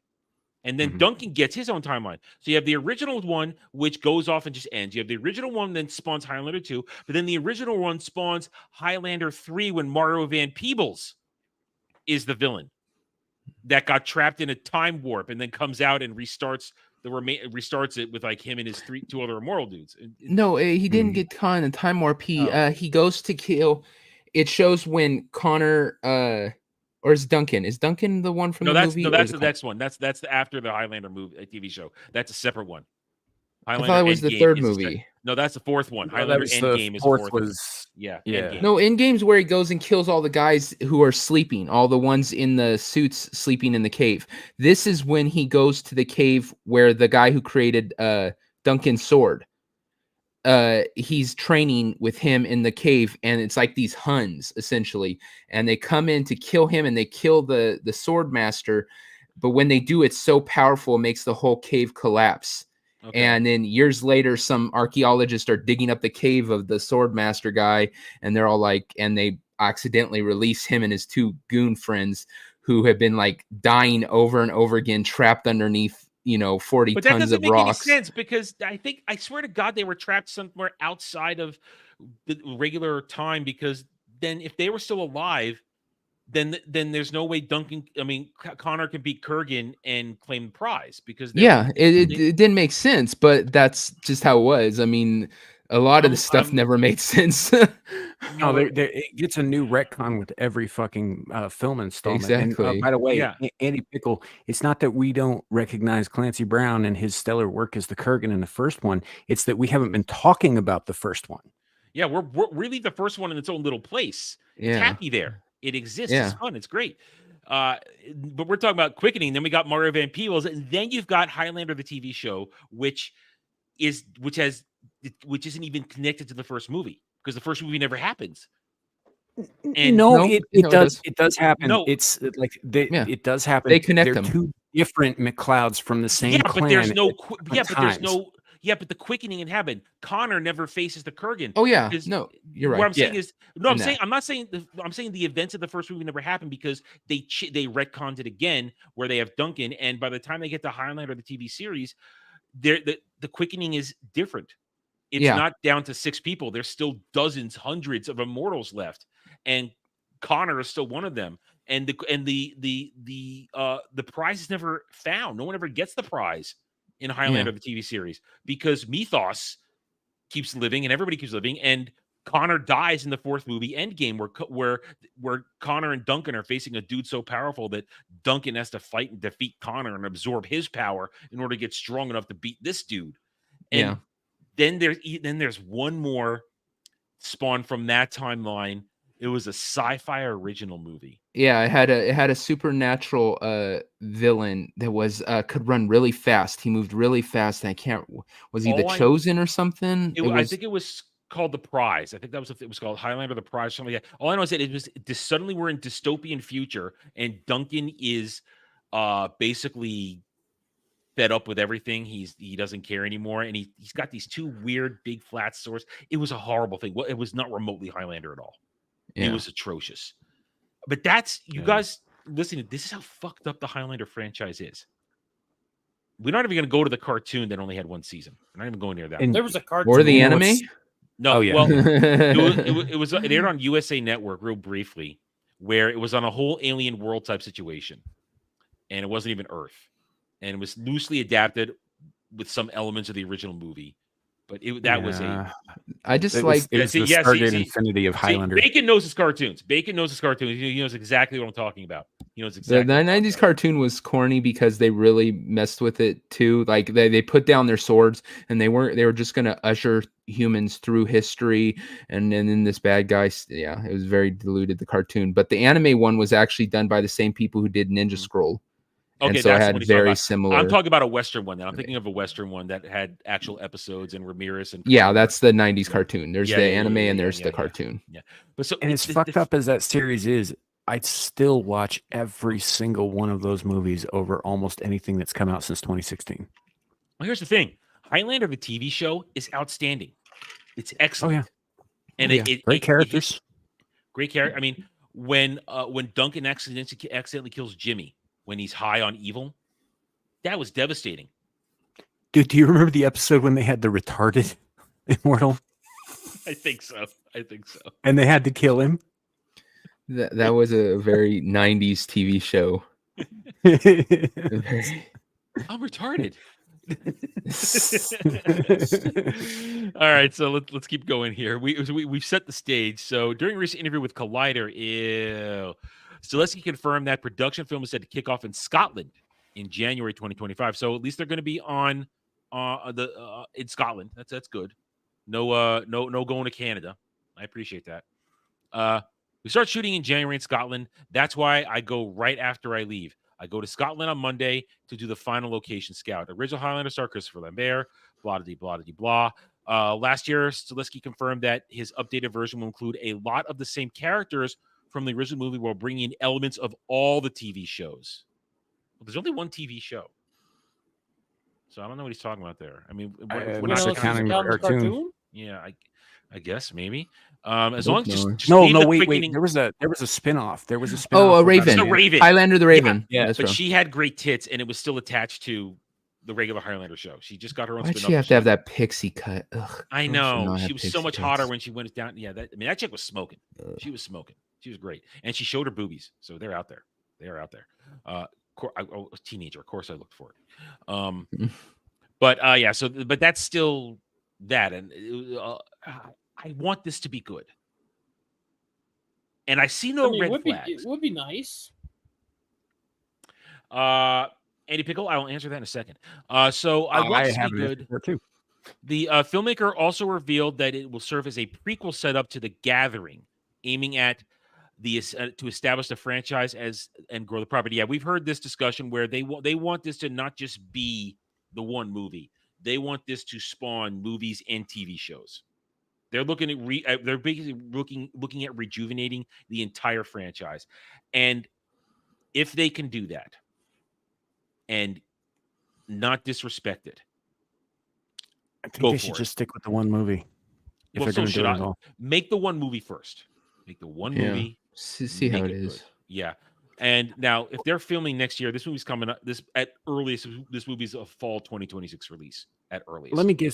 Let me give a little bit of context for what I just said there, as far as sticking with the one movie. I think that the originals stuff. So, Highlander was written by a guy named Gregory Whedon or however the fuck you pronounce his last name, who also wrote Backdraft, who also wrote The Prophecy.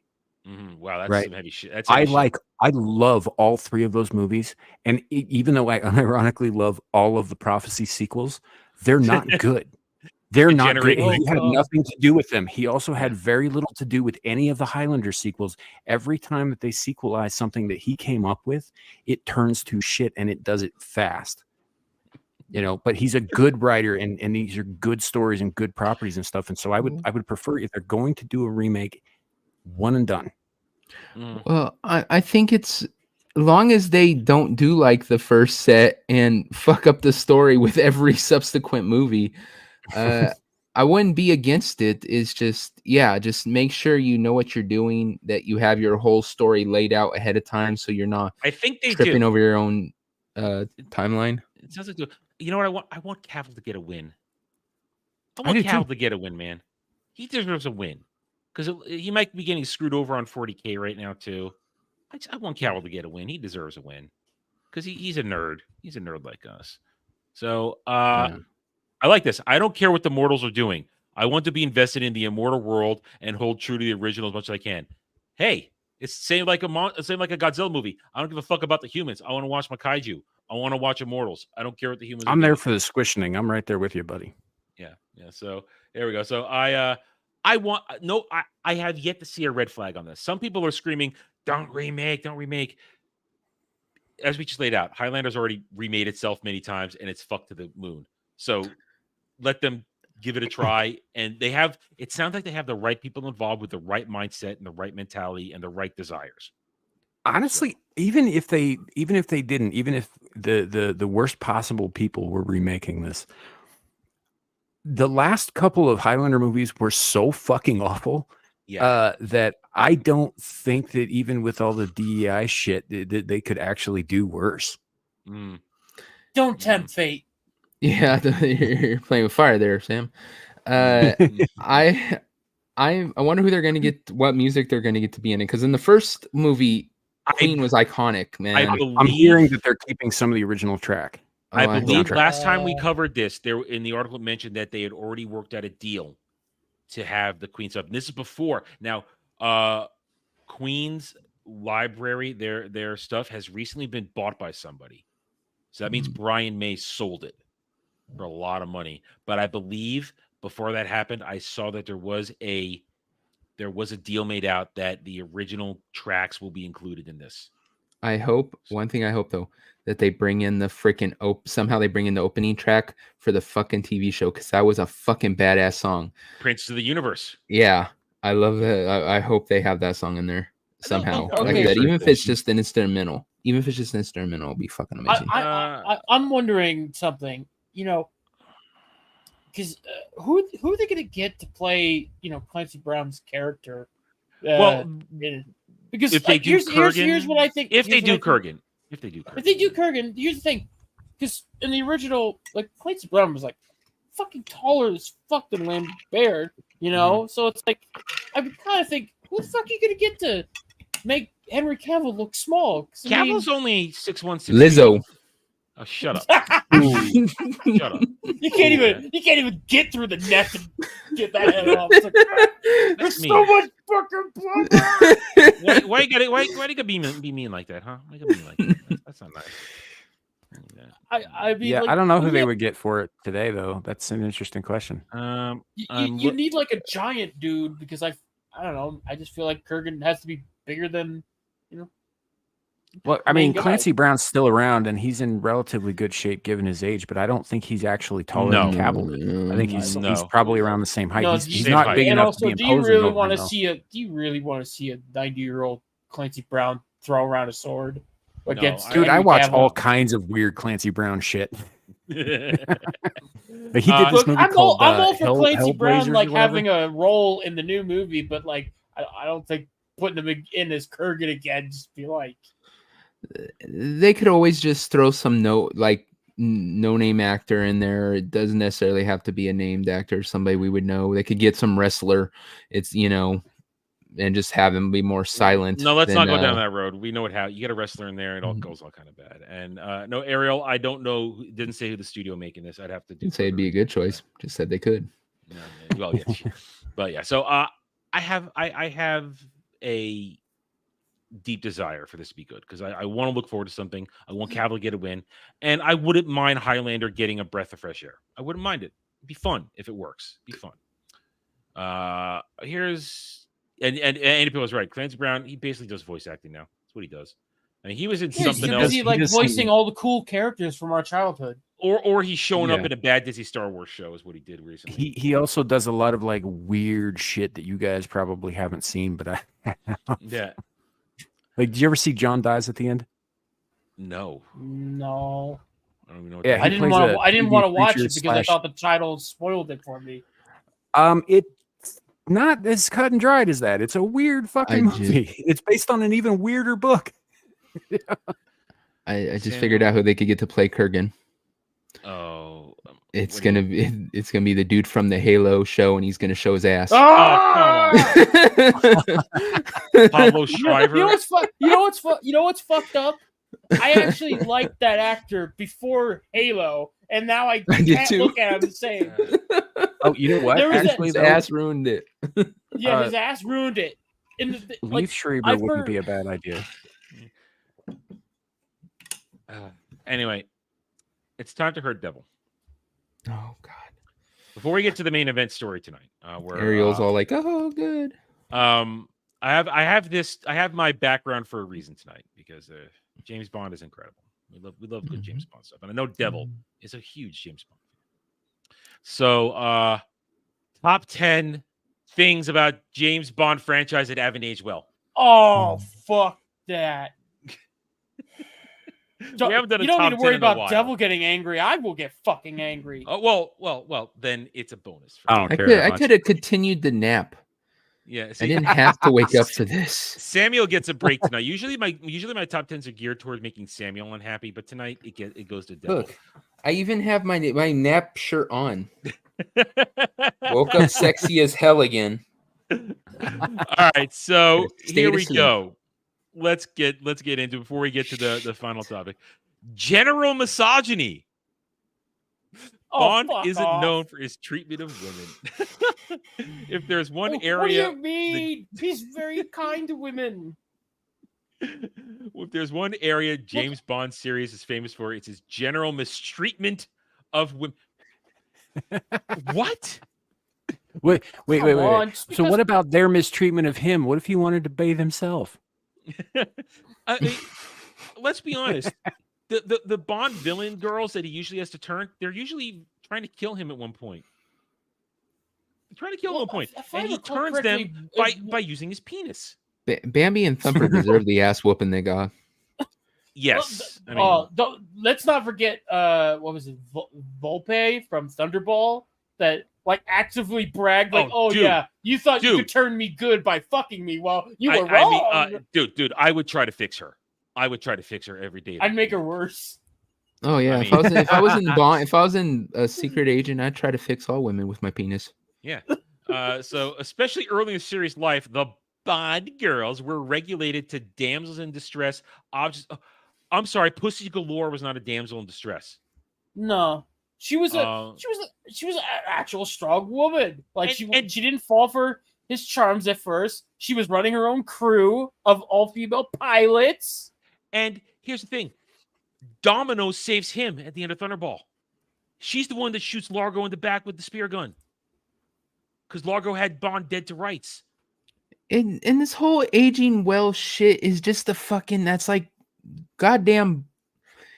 It's what's the I don't want to say, is it a trigger word is what maybe what I'm trying to say, but it's bullshit. It has nothing to do with Bond. What Bond is specifically designed as a man's fantasy of being a secret agent and having women desire you and stuff. We don't hold that against women. We don't sit there and go, list of 15 things about bodice ripper novels that haven't aged well. No, they're for women. They're not for men. They're women's way of reading something and living a life that they don't get to live themselves, right? That's what Bond is for dudes. So fucking stay out of it. It's not about aging well or not aging well. It has nothing to do with Bond. And at the same time, there's the old phrase, every man wants to be him and every woman wants to be with him. Yes. So if you're a husband who works a fucking, 50-hour, 60-hour work week, freaking making money to feed your kids and pay for your wife to sit on her ass on the couch eating, bonbons and shit, and you get to read a fucking novel where in that you get to live a life that you'll never have. Oh, heaven forbid we have to stop that right now. Let's put that shit out. It's misery. Yeah. Fucking assholes. All right, so that's all. It's already retarded, but I'm sorry to start with that. Sean Connery's controversial legacy, perhaps the most iconic Bond, is also the most tarnished. What the fuck? Speaking of the franchise's portrait women, it's impossible to visit the oldest of the series offerings without addressing the elephant in the room that is Sean Connery. Becoming famous for his role in the very first movie, blah, blah, blah, blah, Connery's legacy has been marred by some unfortunate controversy. What, did he talk about slapping a woman on the ass? I mean, that was a jest. Connery's first wife, Australian actress and writer Diane Salento, detailed abuse she suffered at the hands of Connery during the marriage in an autobiography. I mean, her side of the story. I'm not going to believe all women in this day and age. I'm not going to do that. Sometimes women are just wrong. Yeah. This prompted a re-examination of some troubling comments Connery made in 1965, where he says it's hard to watch, where he says sanctioned hitting women. It's Playboy. You're taking a Playboy article seriously? I mean, it's one of those things. They always want to trot this stuff out. They want to trot it out and try and pretend that it's serious. Yeah, hold up. It says in Playboy of all places. In 1965, Playboy was for men, by men, period. The women were there to be looked at and objectified. I'm sorry, but there it fucking is. That was the thing at the time.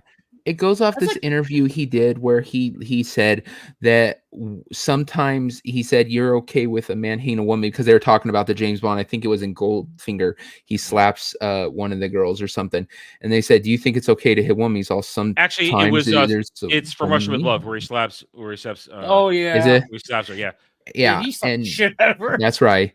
And so he said, yeah, sometimes maybe they do or whatever. But like I said, that's complete. I hate this whole thing where we got to judge people we stop judging them by the time they were in and we judge them by the time we are now. It's the whole thing they're trying to do with Washington. And, we got to take Washington's name off that school. Why? Because he owned slaves. Well, at the time that was completely okay with everybody. So let's just sit there and fucking, stop judging people by now's bullshit. Judge them by the time they were in. And the time they were in, as wrong as we see it as wrong now. But at the time, if your wife fucking, threw a fucking something at you, they were okay with giving her your back of your hand. Like I said, I don't agree with that, but I don't fucking sit there and go, oh God, now I can never watch a movie with the man again. And at the same time, if he was such a horrible man, how come there's not stories in Hollywood of him abusing women for years? Yeah, it's just stupid. That sounds like a bitter. It sounds like a bitter ex-wife is what this sounds like. I mean, I'm sorry. That's the way I'm going to look at it. That's what I'm looking at it. If his last movie was some like him portraying some gay icon and it was all this LGBT super movie and shit, he would have been beloved by them and they would never say a bad thing about him. But because he didn't buy into that bullshit, because all the way up to the end he was all like no type thing about that crap, they have to demonize him, know. And again, an autobiography means you wrote it yourself. So I mean, whatever. I'm sorry. I don't believe it. I don't believe. I'm going to choose not to believe it. And he may have brought it up in the interview, but it's they talk about the movie. They talk about the movie. That's the way I see it. I don't think it matters if it is true or not, honestly, because it has no bearing on James Bond itself, aside from the fact that this guy played James Bond. That's not an indictment against James Bond. If it's true, that's an indictment against Sean Connery. Yeah, well, it's just. I think it's let's tear the man down. Oh, fuck them. Fuck you. Oh no. These are people who like what's his name? Last round of James Bond. Baby guy who had a Daniel Craig. Daniel Craig. These people who like Daniel Craig Bond with the realism and the grittiness. No goofy gadgets. Fuck your gritty. Fuck your realism. They were kind of boring too. Yeah. I want awesome. I want fun. Okay. Like the only good Craig Bond was the fucking Casino Royale. It was because of Eva Green's tits. Fuck you. I want my goofy gadgets. Okay. Yes. Like I remember you guys used to give me a little grief about because I liked Die Another Day, and it has goofy ass gadgets there, but they were fucking fun. Yeah, is it weird that it's the worst one? It is the worst one. It's not the best movie ever. I know that, but it was Bug, fun for me. You know, guess whose favorite it is though? It's Derby's favorite. Don't bring his name up here. Derby has bad taste. I don't know why we're arguing about this. Look. Here's the thing. I'm gonna go ahead. Go ahead, Bug. Look. With this I just want to ruin Bug's day. That's all. With this movie, I have a little bit of sentimental value to it because it was one of the first James Bond movies I watched, so I have a bit of a connection to it. And that's Derby's excuse. I don't fuck. It was their first date, Adam. Shut up. I will stop bringing it up. I don't give a fuck what that wannabe VTuber cunt wants to say. Okay, let me have my moment. Okay, Jesus fucking Christ! I thought we were on your show. We're not on the Derby show. Legatus, does that count as a bug rant for you? Fucking damn, man! I can't even fucking. But that happened on Get Ranked when he admitted that, so it wasn't even. You need to clip that. I don't care about that VTuber cunt. Okay, that's 1 hour 42 minutes. I'll go back. I'll add that to the clip reel that I put together, and I finally put together the whole clip reel instead of just separate ones. So I'm adding that. But okay, but all jokes aside, they went crazy with the gadgets and whatnot, like the two cars that were armed to the fucking teeth and shit. Car battle was the only good thing. Car battle was the only good thing in the movie. It was like. Yeah, did it go overboard with gadgets? But they were fun. It was exciting. And that's one of the appeals of James Bond's, like, doing all these like cool gadgets and whatnot. Like Russia with Love, his whole thing was just a suitcase that had all the other shit in it, like the knife and the smoke. That's pellets the first or whatever. gadgets. For Russia with Love, the first time we get gadgets. And last Tolan, we're not criticizing Brosnan. I'm just saying Die Another Day is like the worst of the actual Bond movies for me. It's the worst one for me. Here's the thing. I got 2 points on this. One is, once again, the Screen Rant, go figure, fucking misses the point. The gadgets are the same thing I was saying about with the women. It's the fantasy of it. You're that dude sitting in your fucking job messing with your pen, and you're sitting there thinking about that pen, and you're like, oh, wouldn't it be cool if this pen could shoot a dart? Like it's the fantasy of the thing that they're completing. Like GoldenEye. Yeah, exactly. It's everything in Bond is supposed to be a fantasy of, like I said, what a guy would want to live if he was a secret agent. So yes, the stuff is way over the thing, but some of us enjoy that. You, Adam, and me talked about it when we did the ranking the Bond movies, about the campiness. Mm-hmm. That some of the campy movies were really good just because they were so campy. The more ones, it's not our favorite, but go ahead. It's the same appeal as like the Indiana Jones movies. They were just adventures. Like a lot of people would love that type of like go into investigate tombs, fight evil Nazis or weird cult things or whatever. Get into that. It's the same thing with Bond. Walk into big old casinos, meet beautiful, mysterious women, mess around with cool gadgets, exploding pens, see X-ray sunglasses and shit. Like, You're being chased by an army. You jump into a fucking box, and out comes a helicopter, a mini copter. Who wouldn't want to fucking live that life? God damn it! And to probably Barbara Bach was incredible. Barbara Bach as Agent Triple X. Oof. That's I like what's her name? The one from even though it's one of I dislike the freaking whole theme of it. Live and Let Die. What's that's her Jane name? Seymour. Yes, Jane Seymour's character. I can't remember her name. But, Solitaire. Solitaire. Yeah, There Solitaire. you go. Oh, God, she was so hot. It's young Jane Seymour, man. I hated it. I'm surprised they haven't mentioned the whole that her in the other point about the treatment of women, because technically Bond kind of tricked her into sleeping with him with the tarot cards. Yeah. It's kind of like that's like the one time where it's like, okay, you might have had a point. All right, so they don't get it with this. What's number 7? Uncomfortable. Oh, come on. All right, Okay. need I remind you that the actor for Odd He Job actually killed somebody. Yeah, actually killed a motherfucker. This man killed somebody in the ring. Dude. This dude's hands are deadly weapons. Bond movies are particularly Asian unkind. representation. It's a random task. How is it He's a hired thug. He's a Bond villain. The only reason people don't like him is because in the GoldenEye game, he was too fucking short. You couldn't hit him with the hitbox. Oh, when I was talking about the GoldenEye game earlier, wanting to play it again, I've told this story about what my friends did to me on GoldenEye. We were playing one weekend, and they were like teaming up on me. And one of them was playing as Odd Job, and one of them was playing as Jaws. And they kept like just killing me straight out, and so I was getting pissed. So finally, I killed both of them, threw a bunch of the proximity mines against the wall, and blew myself up, and then wouldn't respawn. And they all started fucking throwing a tantrum, getting pissed as all hell because not respawning, they couldn't get me back. So finally, I got tired of them bitching, respawned, killed them both twice through, and then did the same thing again. So after that, they got really, really pissed. I think we ended up stopped playing because they got so mad. You guys know you can stick the proximity mines directly to player characters, right? It's been such a long time since I played. I can't remember how the hell all of it worked. I just remember I was being a dick. I'd run up to them and slap a proximity mine on their head, and there's like 8 seconds before it activates. So they'd kill me, right? Run off down the hall, and it'd explode.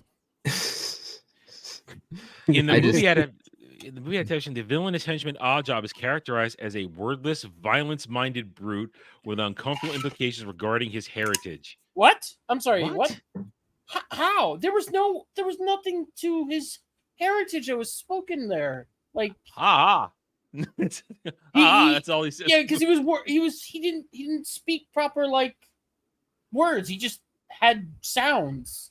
Yeah, and of course they're going to mention You Only Live Twice. Listen, go back to our Get Ranked. We did the Bond movies. We roasted You Only Live Twice for making us trying to think that Sean Connery could look like a Japanese man. That was just a toupee and eyebrows. That was a very choice thing. Yeah, and we can criticize it as stupid, but then they had ninjas in the rest of the movie. There were ninjas. All right, go fuck yourself. Well, if they go down that aisle, you have to. What about in Man with the Golden Gun? The plane guy, yeah, tattoo. Yeah, freaking straight up midget, evil little dude had a spear, and it's kind of freaking. All right, the average age of a given Bond. What? Are they going to bring up just how Roger Moore was like the oldest motherfucker of the bunch? At age 51, Daniel Craig was still very much capable and in shape. However, so they give Daniel Craig a pass. Fuck you. Due to a kill, he is way old. Roger Moore. That's way long. They let Moore go on way too long, and Connery was still just barely holding on in Diamonds Are Forever. Yeah, barely. But he still made it work. But yeah, View to a Kill is bad. So the earliest Bonds, in particular, never seemed to retire. With Sean Connery, Roger Moore, outstate. Fuck you. fuck you. Connery did not say so. Connery should have been on for one more movie, but Connery should have been in Her Majesty's Secret Service. I don't. Lazenby fans, I'm sorry. It should have been Connery. Connery opposite Telly Savalas would have been epic. That would have been epic. That would have been the ultimate James Bond movie right there. It would have been. But View to Kill, Moore was too old, and Connery was still good in Dumb Service. So this is what ageism. Oh, look, they're being ageist. Can we call them ageists? Can we call them that? I think they don't bring up Pierce Brosnan. Why don't you bring up Pierce Brosnan? Because he wasn't in Die Another Day. Die Another Day, he was definitely you were seeing the age. Yeah. Although it kind of helped within the story because he was held in a goddamn Korean camp. I hate camp. that. That's one of the things I hate about that. James Bond getting captured. No. Yeah, just choppy editing. Oh, hold up. Okay, go ahead. Scroll back up just a little bit. Yeah. Just scroll up. Okay, there we go. Right there it says, in A View to a Kill, Roger Moore was 57 and felt very much older than Craig's 51, somehow seducing a Bond girl over 20 years his junior. 20 years his junior is still like 37. Yeah. First of all. And secondly, women in real life, like you guys want realism in your fucking Bond movies? Women in real life are attracted to older men. Older men are attracted to younger women. Them's the breaks. It's how it fucking works biologically. Get the fuck over it. Yeah. The more egregious thing from A View to a Kill was that he slept with Mayday or whatever her name is. God, Grace Jones. Yeah. Goddamn. Of all the sexy women he slept with, Grace Jones. I always thought Grace Jones was kind of hot. But God, what's wrong with you, Sam? Go back to the void. Jesus Christ. I'm looking at like Conan the Destroyer, and she's wearing next to nothing in that, and she just man. And I'd be seeing this thing. Put shit on. Put shit on, woman. Cover yourself. The devil's become a Puritan. Yeah. I'd have her in a damn hijab. Yeah, it's like I don't want to see them ankles, woman. Cover them. All right. Choppy editing. Fuck you. Shit. Fuck you. What's choppy? Let's see their excuse. It's not only the cultural aspects of James Bond that have aged less gracefully as the franchise continues to endure. Its very filmmaking foundations have also suffered from outdated practices in the older series. The 60s, 70s, and early 2000s were inundated with questionable editing choices. Seem far outdated. Fuck you. Fuck you. Fuck you. Fuck you. Pull it out right here. I've got my Blu-ray remastered Connery editions right here. These are brilliant. They look brilliant. They are brilliant. These movies are great. They look fantastic. There's no choppy editing. The fuck are these? The choppy editing was in the fucking Daniel Craig ones. Yeah. You had me nervous, Adam. You walked away from the camera saying, I'm going to pull it out right here. Well, no. Last Mellow Monday, guys. I'll whip this out. We've been canceled. That's ridiculous. And to claim that, of course, once in a while they sped up some fight scenes. That's that was the a era. common trick. Yes. Yeah. There's nothing wrong with that. Because these are children. These are children talking about things they don't understand. Yeah, they did that. I think was a lot of it was because the fight choreography has come a long way, but back then it was all pulled punches, and it was so to make it look like there was actual impact and stuff. They sped it up, I think, so that make you look like you actually hit instead of going like. Yeah, I mean, it's not like it's not like in Hong Kong where they just didn't give a fuck if you got punched. It's like, dude, you're gonna get punched. Like, roll with it, pussy. And this one is like, no, if you punch James Bond, you're probably gonna get sued. Yeah, we can't give the actor a black eye. You want to talk about one of the more incredible choreography action pieces, the underwater scuba fight in Thunderball. Oh yeah, that was glorious. We just started cutting everyone's cord. Yeah, I mean the whole thing is glorious. A child doesn't know what they're talking about. Good Lord. Number 4, villains with facial differences. Oh, Jesus Christ! They can't be disabled. They're doing the fucking Doctor Who thing. Disabled equals evil. Retarded. I'm not even, the Blofeld's original scarred visage as an iconic enough sight to inspire parody. Listen, they kept retconning Blofeld for like 3 movies. Okay. Yeah. I mean, they kept even when you first see the back of his head in Thunderball, you don't know he's scarred. That was the first idea. Let's try doing that, and they went away from it in Diamonds Are Forever, or in Her Majesty's Secret Service, because Tell Us of Wallace wasn't scarred, still bald but not scarred. So screw that. That's retarded. Alarming political. What? The fucking guy was set during near the Cold War age in a lot of the movies. You know what the problem is? I'm guarantee you, is the fact that it's the same thing about Disney Star Wars stands. They don't understand the difference between political theming and inserting political agenda. Yeah. That's what James Bond movies, a lot of them are politically themed because, as Buck just said, Cold War era movies. Russians versus British versus America. Yeah, like that from pretty much the first Bond all the way up to the Pierce Brosnan era, because that's when the Pierce Brosnan started like dealing with post Cold War stuff, and dealing with different stuff there, while everything in between that was like Cold War shit. Yeah, you're gonna have Russians or whatnot, because that's just what it was. Sorry.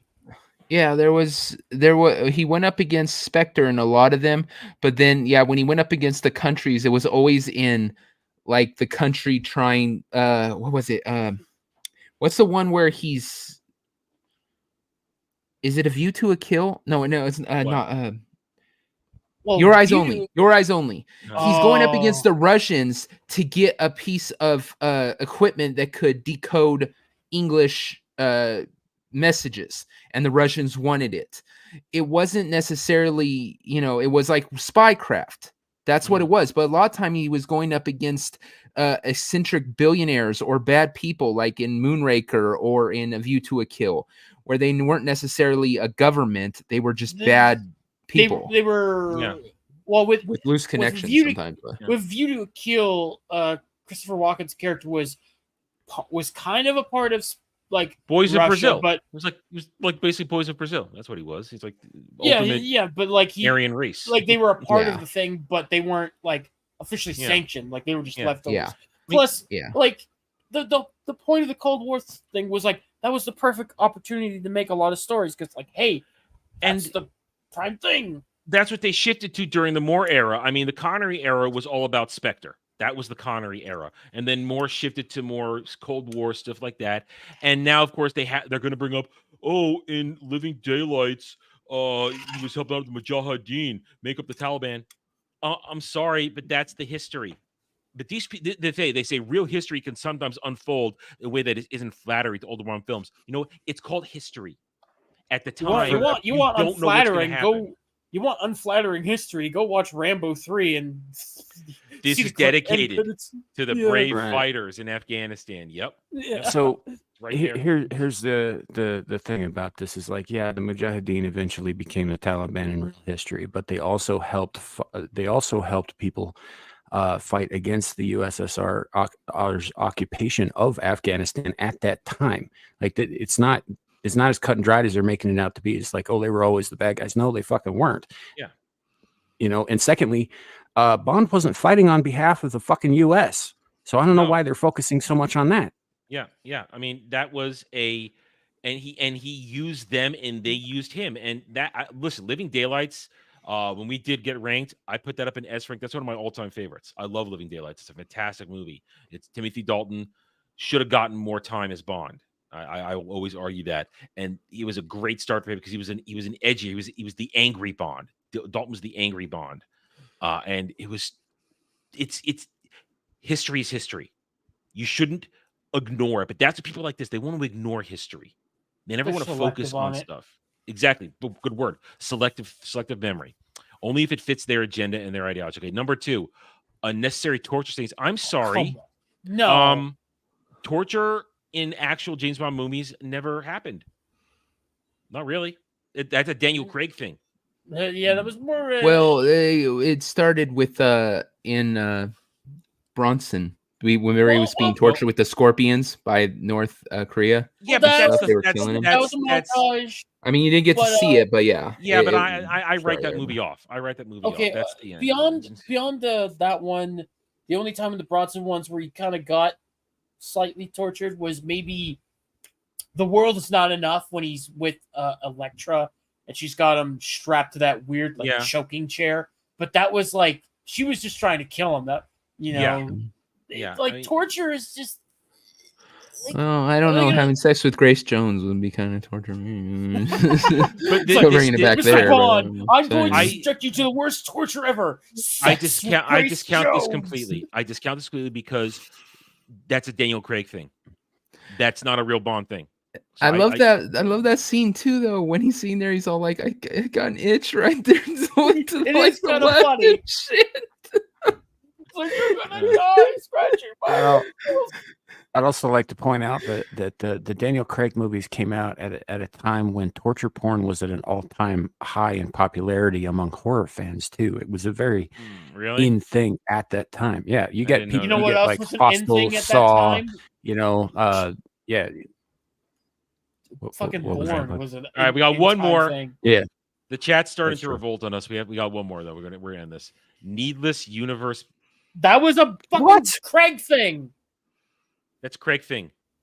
Original Bond movies, with the exception of like Felix Leiter or Q, nothing ever carried over. Only once did something carry over. Jaws during the Moore era. That's the only time you had a repeat villain. 3, in fact, I think. Well, I'm not counting Blofeld. You know what I'm saying, though. Yeah, even in fucking even with the Connery movies, you might have had some events all happened. You had events, and they might get referenced, but it wasn't like you needed to have watched that movie to understand it. Not like with the Craig era, where it was like suddenly every movie was connected all of a sudden. It was like, what the fuck? Yeah, I mean, they're talking about this weird storyline that the entire Craig thing. No, back in the day, it was the world, and it was fine. I mean, it was cool when they reference Dr. No was a Spectre of Agent. That's cool, but you don't, like you just say, you didn't see the movie to really enjoy that movie. Yeah, because the James Bond series is like an anthology, more or less. It's like you could just pick up one, watch it, you're good. You don't need to have to catch up with the 50 other James Bond movies out there, whatever. To know the lore. It was, but yeah, it's the experience. And it's fun. But these people like this hate world building because then you have to pay attention to lore. You have to pay attention to lore then. You have to pay attention to shit. And now the chat's asking, Alexander Valentino wrote this. Oh, shit, we've seen some of his work before, haven't we? Have we? I don't know. We haven't checked these guys in a long time. Valentino is a writer, editor, video professional. Ooh. With strong love for all things nerdy, receiving his bachelor's in fine arts. Oh, bachelor in fine arts. He's a child from Cleveland State University in 2021. This is a child. I was right. This is a child.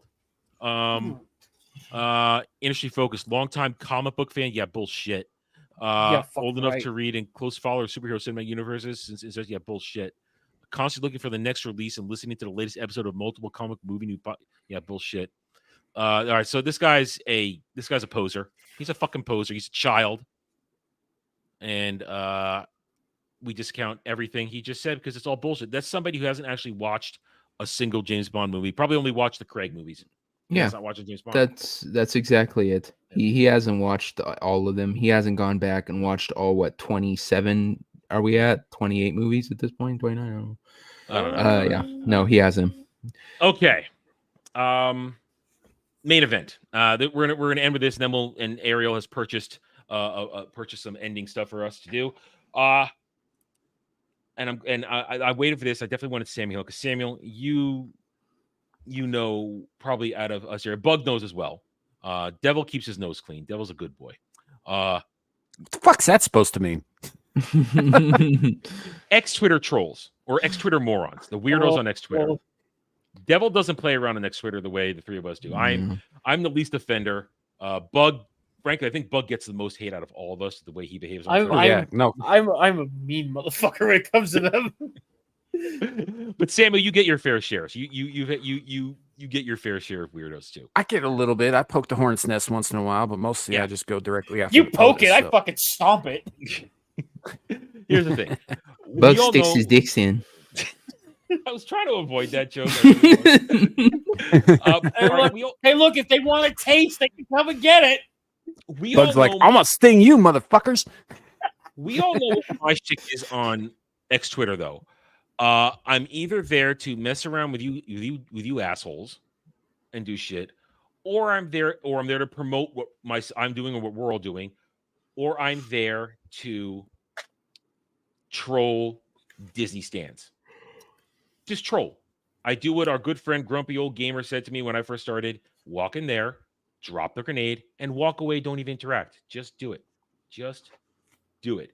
Real quick from the last segment, though, before we get into this, Sammy 1000 for $5. Thank you, Sammy 1000. The Mujahideen formed the Northern Alliance, was a foreign group that invaded Afghanistan with the backing of Pakistan. Yeah, that's history. It's called history. We didn't know they'd turn into the Taliban, but they don't want they can't understand that historical snapshots matter, and at the time it works. So I think the important part, and I appreciate the correction, Sam 8000, is like we made the Taliban in the same way that we made the Contras. Mm-hmm. Very true. It wouldn't exist without U.S. interference in Soviet affairs. The amount of weapons we put over there. I saw one in the class I once took for national security.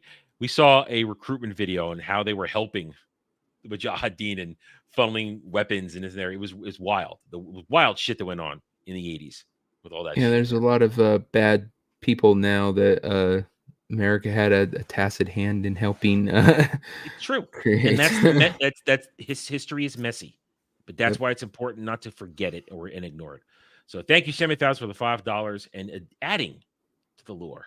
All right, so but back to this final segment. I go to troll and I mess with people, but and Samuel knows this because he hates it because at all hours of the morning, if I'm still awake, suddenly there'll be a rush of me trolling people. I don't hate that you do it. I just hate that I get 17 fucking notifications at 4 in the morning because you decided to piss off some stands.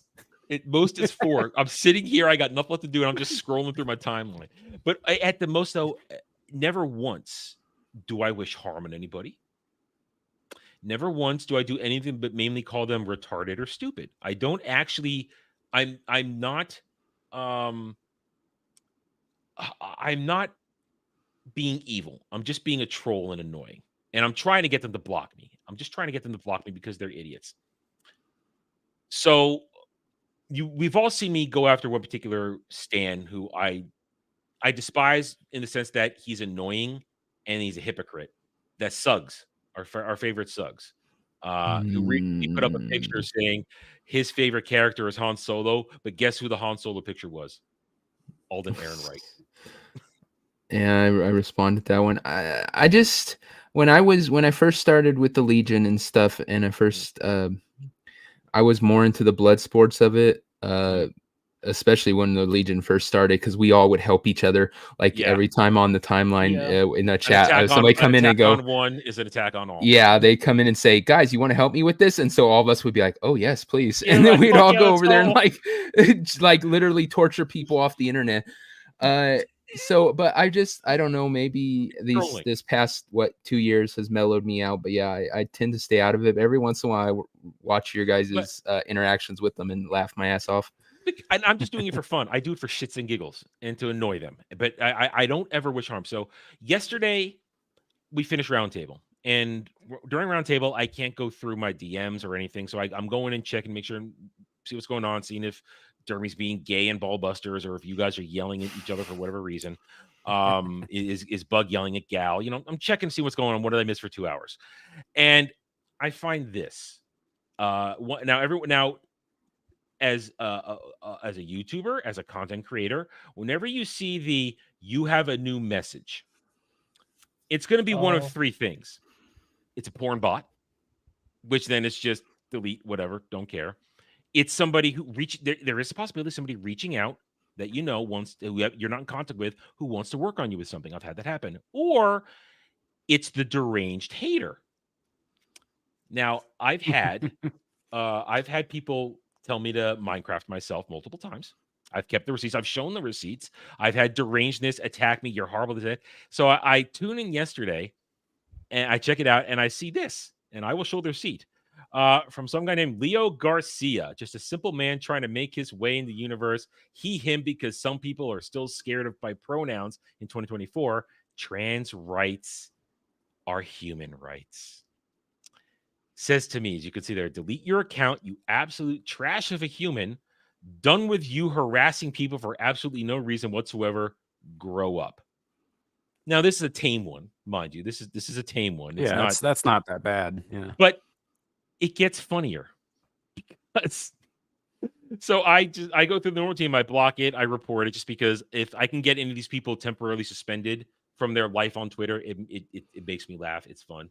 But then I sent it to several people and I got reactions. And Jed went and looked at this guy's page and he found something very amusing that on June 18th, on this guy, the pinned post, you got to go to this guy's profile. The very first thing you see is this, a pinned post begging X to kick me off the platform for targeted harassment against other people. In response to me basically saying he made a couple of posts about you too, didn't he? Yeah. Here it is right here. I mean, this guy, he goes after me. Oh, look here. Look at that. Look at that. He found me. You struck a nerve. Well, you didn't strike a nerve. I'm making fun of you, you moron. I'm making fun of you. He's probably watching right now. I know. It's one of the people funny. not chatting. Here's the thing. This guy doesn't realize that I'm milking him for content right now. He doesn't live my brain. He is content. If he hadn't posted this, I would have just moved along. But he decided to make a big deal. This guy's so obsessed with me, he pins the comment right here when I'm just making fun of somebody. Dude, and Leo, you got to chill out, man. It's not healthy. Yeah. Yeah, it's not healthy. That's why I took Grump's advice. I drop a grenade and walk away. This guy wants to get down. This is the end. I'm not going to engage this guy anymore, but this is weird. This is messed up. That he's so angry that I target his favorite guy, Suggs. He loves Suggs. I target Maggie Lovett and all those idiots from Collider, and I point out their bullshit. He can't handle it, so it's his mission to get me picked off. My victim. So I didn't read this yet. So seems like I've struck a nerve to the point that he's protecting his own BS onto me. I don't even know who you. He sent me a DM. He's the one that sent me a DM, and I'm projecting onto him. Leo, how long have your parents been disappointed in you? Leo, I need to like refund your mother the condom that resulted in your birth, man. I mean, I'm not going to be as mean as that. Leo, seriously. No, I'm going to be mean. Get off the internet for Leo, a while. How about you immerse yourself into a shower, my guy? Because I can tell by the way you type, you clearly haven't washed your hands. Those fucking fingers are stuck to the keyboard.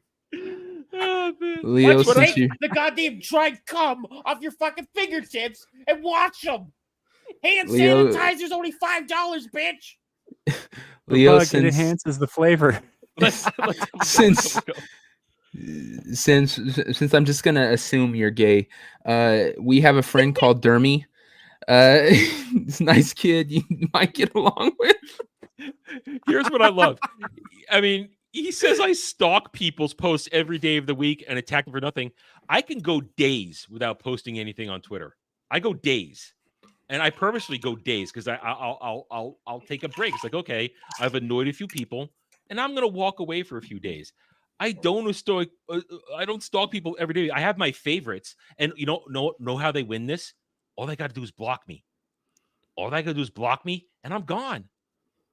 You never hear from me again, and I never hear from you again. That's the whole point. This guy thinks I'm doing this to stalk with this. I fold. Sending him a DM and folding. Is this me folding, or this is me folding and laughter? This is me monetizing my haters. Ariel, come on, Leo, don't let them get away with this. If we got kicked off YouTube, Ariel, who would you harass on Monday? Right? You know, if I had a blue check mark and I could put a clip up longer than a minute on X, I would clip out part of this conversation and reply to this to show him just how retarded he is. I mean, once we're done with this, I don't care about this dude. He can keep crying at me all he wants, and he you know how he thinks me folding would be if I blocked him. I didn't block him. This isn't a block. We're still here. I'm logged in. I don't block people. You're not going to end up having to see most of this shit because, like most of these guys who go after people on the internet, he ain't tagging the person he's quote tweeting. No, he didn't. He ain't tagging the person he's going after. He's tagging Twitter support. He's tagging X and shit. And he's like, "Hey, Elon, you got to take care of these fucking trolls." But he's not actually tagging you, so you're not seeing the shit anyway. Mm-hmm. Yeah, and you guys know for a fact, everybody knows I'm terrible about looking at notifications. I don't look at my notifications. I don't. Whenever somebody tags me in something, it's a little random. Either Dermy has to tell me that he's making fun of me in something, or one of you has to say, "Adam, respond to this," and I go, "Huh? Okay." Yeah, I'm a boomer. I was really surprised. I was really surprised last week, I think, when you jumped in on that whole gal torturing me with cats thing.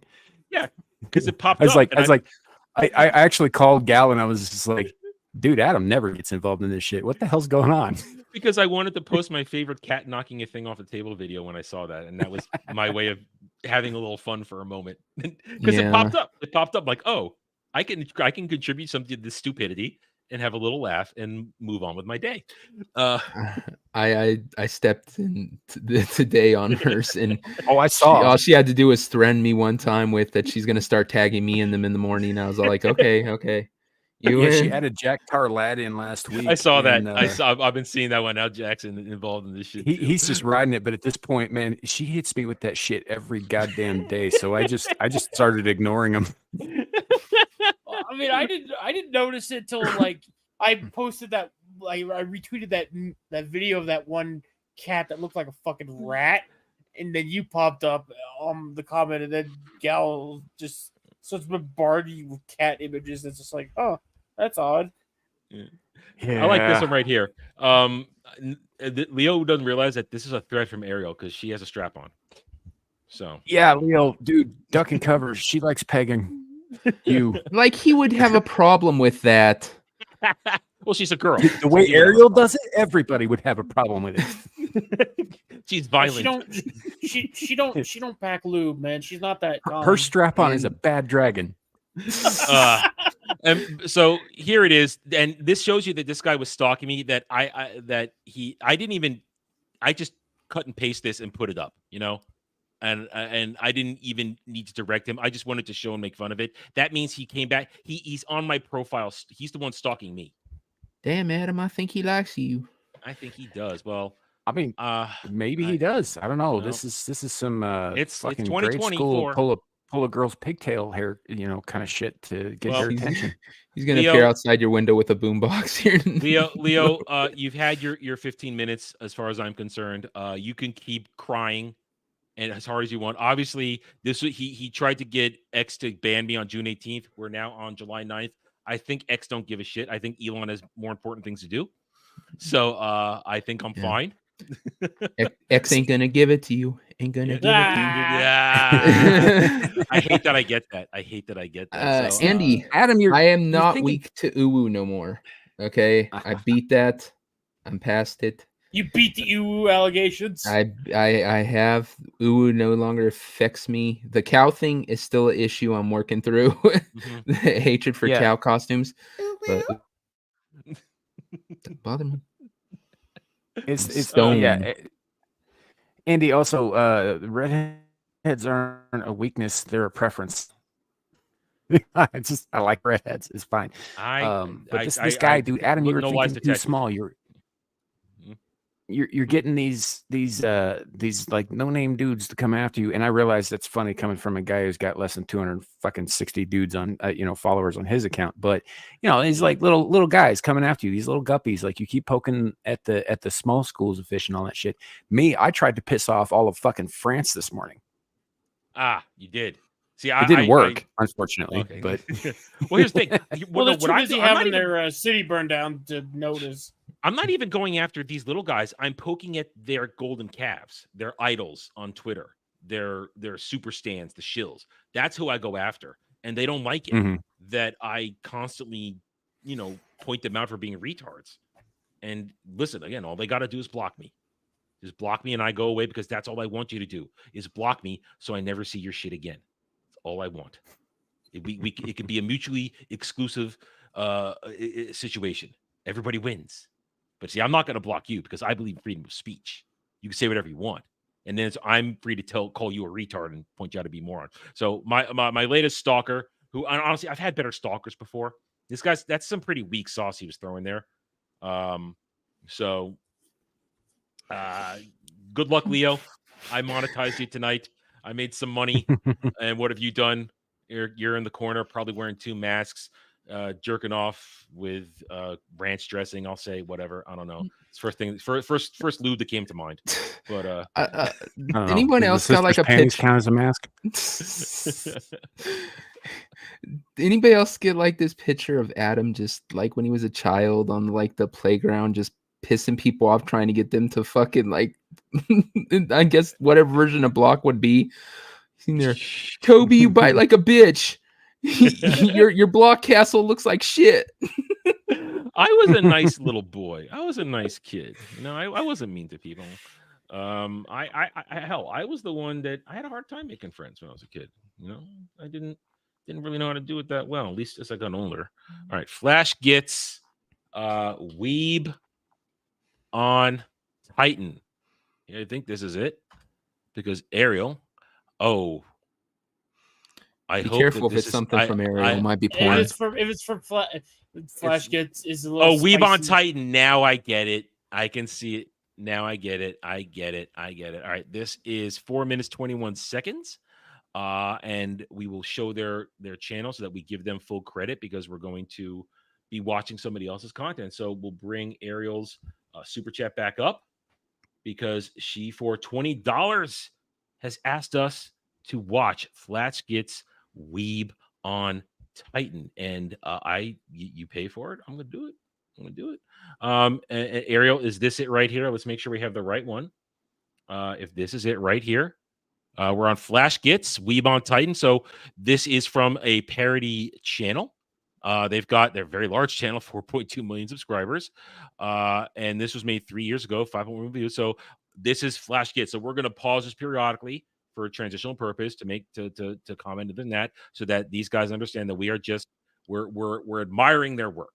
This is not this an anime thing? Just first of all, it's an anime thing. It's an anime. Attack on Titan. They're spoofing. I don't know. I never watched it.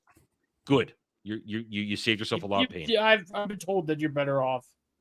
And I don't watch a lot of anime to begin with, so it's you're better off, because the disappointment had a terrible ending. Listen, that if you want to just actually give Dermy a good rant, just tell him to go off on that, and he will, and he does it well. I'll give him that credit. All right, so here we go. A Weeb on Titan. Here we go. Flash Kids. Ooh, that's a nice. Gross. We are the last of humanity to fall, but the weebs grow bolder. All right, so there's One Piece. That's Naruto. I don't know what these two are. I do not know. What Dragon Ball. Is that a Saiyan? Yeah, I think it's supposed to be a definitely Saiyan. Dragon Ball. Why is he black? I don't know. He's grade 8. Oh, okay. All right. Every day, spreading their virus, trying to turn us into them. Hey, there's nothing wrong with being a weeb. Nothing wrong. We're totally cool and hate anime. So good luck. So, you boys excited to watch Training Day at my house later? No, Toe. Look, there's nothing wrong with watching Training Day, okay? It was a good movie with Denzel Washington. King Kong ain't got nothing on anime. So you're telling me Training Day today, Nutty Professor tomorrow? Demon Slayer. Yeah, we'll be sure to check it out. Thanks. It's good. Thank you. I actually don't care for Demon Slayer, so I'm fine with that. I like Demon Slayer. But why is that guy Demon Slayer? That's not one of the characters looking Demon Slayer. Come on, guys, be accurate at least. Come on. Japan has a lot to answer for. What could possibly do this to a person? That's oh, wait a minute. That's the butterfly hairpiece. One of the characters. Why is why is a girl's thing on a dude? Oh, whatever. Well, it's just funny. I don't know. Weebs are weird. I can't argue that. Oh. Anime titties. Hey, listen. This is dangerous weapons. Oh my god. Ooh woo? I swear to God, if she says ooh woo, I might lose it. Like, no. What the hell is that? It's beautiful. Listen, you can't fight the boobs, man. Don't fight the boobs. The urge is there. Brings everyone to anime. Fall back to the second wall. Oh, she's A lot of jiggle. She's even got the Ahego face. Yep. She's even got the Ahego face, the orgasm face. Oh my god! Listen, I'm liking what I'm seeing here. There's nothing wrong with that. Nothing wrong at all. What are you doing? Rise! Is it going to turn into vor porn? I don't know if she's gonna eat him. I don't know. Close the gate quickly!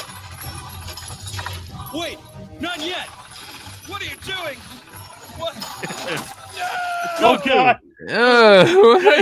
Penis, what the hell? His balls went Super Saiyan. Dude. It's Dragon Ball Z. It's not anime. We're not just contrarians, are we? Fuck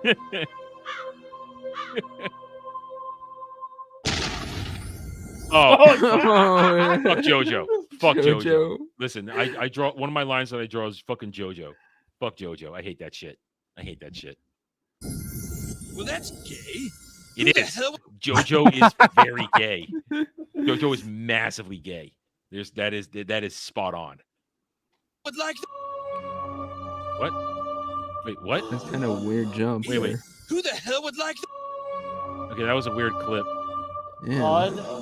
Those were a cut. How did this happen? All of my friends, taken from me by evil little Japanese children shows, the generic character designs, the over-exposition of every little... Why is this... Yeah, I'm saying, why has everyone got these massive bulges? That's just the same. Why are you looking? Because it's freaking. Because they freaking on every one of them. It's like massively pronounced. It's like the big tits. You can't help but see the weird thing. The never-ending monologues. How are they so blind? And now here I am. I appreciate the irony of what he's doing here. All alone. I'm the last one standing. Everyone else is gone. Just me. But I'll be damned if I'm the one sitting alone in the corner watching sports. You can't watch UFC by yourself, because that's homo. What? You have something to say, Samuel? No, I'm not going to say a goddamn thing. And I'm straight. I like to watch grown men beat the shit out of each other. What can I say? Stam's all like, all the weekends? No. I'm straight. It's not like I had my dick in my hand or anything. I guess I'll have to date one of those bumbling sheepies that goes to conventions dressed like a cat. I won't do it, of course, but I will. No, This guy's not afraid of the bunny girl. Well, here's the thing, dude. Anime cosplay chicks, they're hot. Those chicks, they work hard to look good, and they do. The professional ones are really hot. Fucker. Hell, might even be kind of fun. I suppose it'll be a small wedding. My parents probably won't come. I guess who could blame them? Having pets will be out of the question. She'll probably want to give them anime names, but that's obviously not going to happen. I have to Hope you get maintain one of some the cat girls and one of the cow ones. Oh god, not that. Yeah, I draw the line to the cow shit. I do. I like Devil. This kid, this moo. I'm not going to say it because they want me to say it. They want to cut out a clip of me saying that shit. None of the cow shit. None of the cow shit. All right, no, Legatus, don't bring that in here. That's something else. That's completely different. And I only noticed it. Dermy's the one that became obsessed with it. Okay, we have video evidence. Boundaries. Boundaries. Those have been shifting for years. I did bend the knee to see all those Marvel movies, and I was still friends with Bryce even after he cried when Iron Man died. Marvel really is the enemy of the West. Jesus Christ, this is why I don't watch anime. Everything takes so fucking long. It's not true. It's not true. It's a lie. Well, it's just pretty true. Hang on. Oops, okay. 100 episodes to throw one punch in Dragon Ball. I'm just saying. Well, that's what it used to be. Listen, you know, they fixed that. Okay, it's not like that anymore. Glorious, isn't it? Things you'd be embarrassed by if people caught you watching. Oh, I hate that. I feel like I feel like we just opened up a cloud video all of a sudden. That's what it feels like. Activities you shouldn't be doing. Conversations you'd rather remain private. Your ISP sees it all and they store it! Ready to be handed over to the That's government so bad. upon request. But there is another way. Oh. He's not dead. See, look. He's not dead. Freedom! Freedom to encrypt your data, or mask your identity, or pretend you're Japanese in one click. Freedom. Oh, wow. This is for Dermy then, huh? Japanese in one click. Okay, so Dermy's future avatar. I thought that was Cloud's future avatar. No, Cloud's just jerking off to it. You know, them plastic surgeons are getting pretty good. I bet that could be Dermy's future. Oh, Lord. Oh, no. It's a lot of Don't give him liposuction. ideas. That's what he's gonna put in for his fucking VTuber model. A lot of liposuction. Freedom to bypass geo-blocks and watch other countries' Netflix services. What magical app could do all these things? NordVPN. If you click on the link in the description, not only will you get 70... Oh, this is a freaking... I literally said it was an ad. You I kept didn't playing hear it. you. I realized that's an ad. Okay. Well, I'm I gonna already get have a your money, VPN. dude. Yeah. Well, you got 20 seconds left. of NordVPN, making it only $3.56 a month, but you'll also get an additional month with a huge discount. Yeah, we'll and let a it. 30-day money-back We'll let it guarantee if play you're not because we happy. were What's your privacy we were worth? EFAPing their content, so we'll let it play. Look, let them get their ad in. Let them as get their ad in. reads go, this is Yeah, pretty that was funny. entertaining. That's funny. Now I already have a VPN, so they're not going to make a sale here. That's one of the better like ad reads. Yeah. You know, when they get it, make it a Yeah. little more fun. Yeah, that was funny. We even got a Dermy joke out of it. So you know, and you know what? Hey, you know what? We let their ad play. So you know they got we gave them their fair shake on that. So thank you for what were they called? What were they called? Flash Gits. Flash Gits. Yep. You know, thank you for the laugh. Thank you, Ariel, for the $20. We gave you what you asked for. And we aim to please, we aim to have fun, and that was well done. That was funny. It was a good mocking of weeb culture because there were a lot of truths in what they made fun of. I will not lie, but also some exaggerations as want to happen. But funny, good job. Those guys are funny. There's two more. Oh, there's two more. Yeah, I think she had 3 titles in that super chat. Oh, okay. Let me open up. Okay. Swallowed by anime. Okay. Well, then we're still here then. We're still here then. Let me go get them. It is going to turn into vor porn, isn't it? I don't know. That's Swallowed by title. anime. Listen, she doesn't want to get me destroyed. All right, so let's go back to Flash. Whoa, She just wants to ruin you. Listen, all right. She doesn't want to ruin you, but she might ruin you to get to me. Like it's. All right, let's see if I can find these. Funny, right you guys here. think it only ends with just one person. No, she got No. places on her wall with our heads labeled on that thing. All right, so what's the next one? Is Swallowed by Anime. Okay. One of Swallowed us by is Anime. ending up in Ariel's cellar in a freaking. Well, here's the thing. Here's the thing. Putting the lotion. Professor Savage Dad is Mhm. convinced she's watching him through a window now. He's convinced that that's going on. So she's striking fear. Devil in puts all the of us. lotion on his skin, or else he gets the hose again. All right, here we go. All right, so this one is Swallowed by Anime, another Attack on Titan parody, same kind of thing. So let's go back to it again. Here we go. Boom. Okay. The next part of this, I guess. Okay. That noise is still disturbing. I used to be a normal guy. played sports, had a platonic relationship with animals. My father. All right, that's weird. The fact that he had to say a platonic relationship specifically, I think is because it's going worrying. into the furry thing, maybe. Oh Oh no! no! Which leads right into the zoophile shit. Oh god! Is this the origin of Jeremy? Well, Jeremy's dad He's like doesn't little respect pie boys, not puppies. It can't be because Jeremy's dad doesn't respect him. So.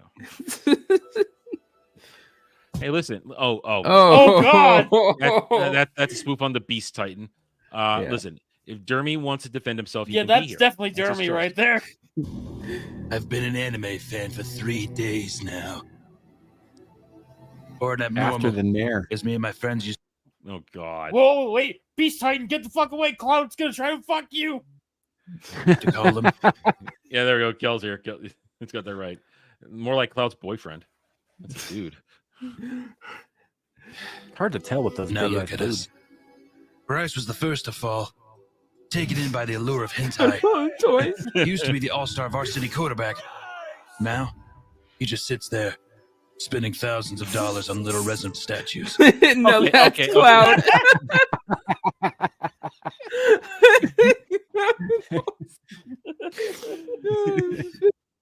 That's Cloud. That is Cloud.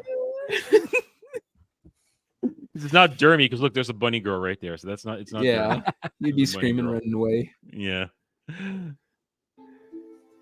Tyler was doomed from the start. His childhood love of Dragon Ball Z provided an easy re-entry of the disease back into his life. He tells me Goku has blue hair now, and it's a big deal. Hey! Super Saiyan Blue is badass.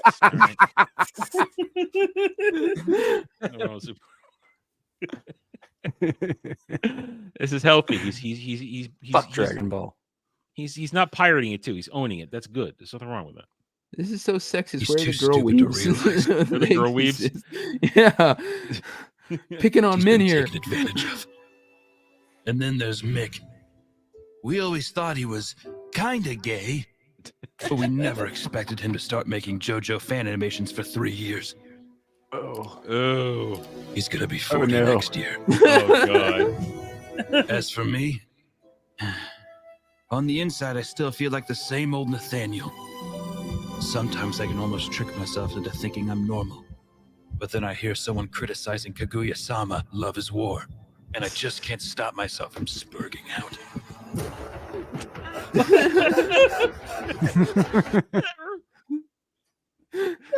I don't run like that. This is a whole section of Twitter here we're witnessing. That's the worst part of anime. They're really mocking the worst of anime fans right now. They're mocking the worst of the weebs. They really are.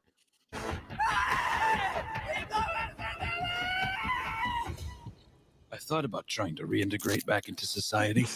Get a girlfriend who believes in astrology and wonders if I'm dyslexic when she catches me reading children's books back to front. It's not back to front. It's just how it's great. And what's wrong with that? A chance to be normal again. It would be so easy. But then, she'd probably want me to watch Euphoria. I'd rather die. Yeah, that's a terrible fate there. Yeah. Damn, that's a huge. What the hell? Station. Yeah, station. I'm so glad you guys got that joke. Of course I get that joke. Bogut. I wanted to be an anime fan. You sunk in my battered ship.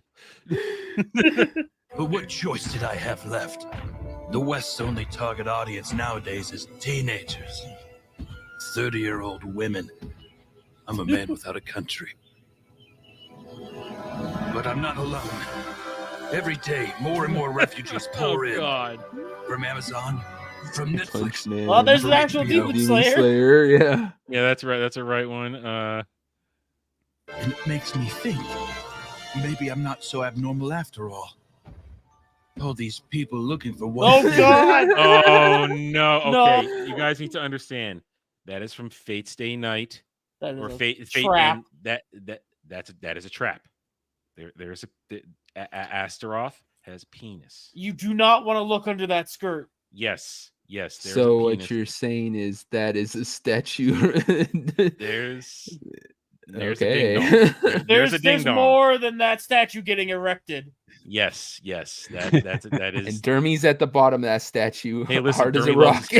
loves his character. It's a good character in the show. It was an excellent character. This character is the winner in that particular series. But that's a dude. That's a dude.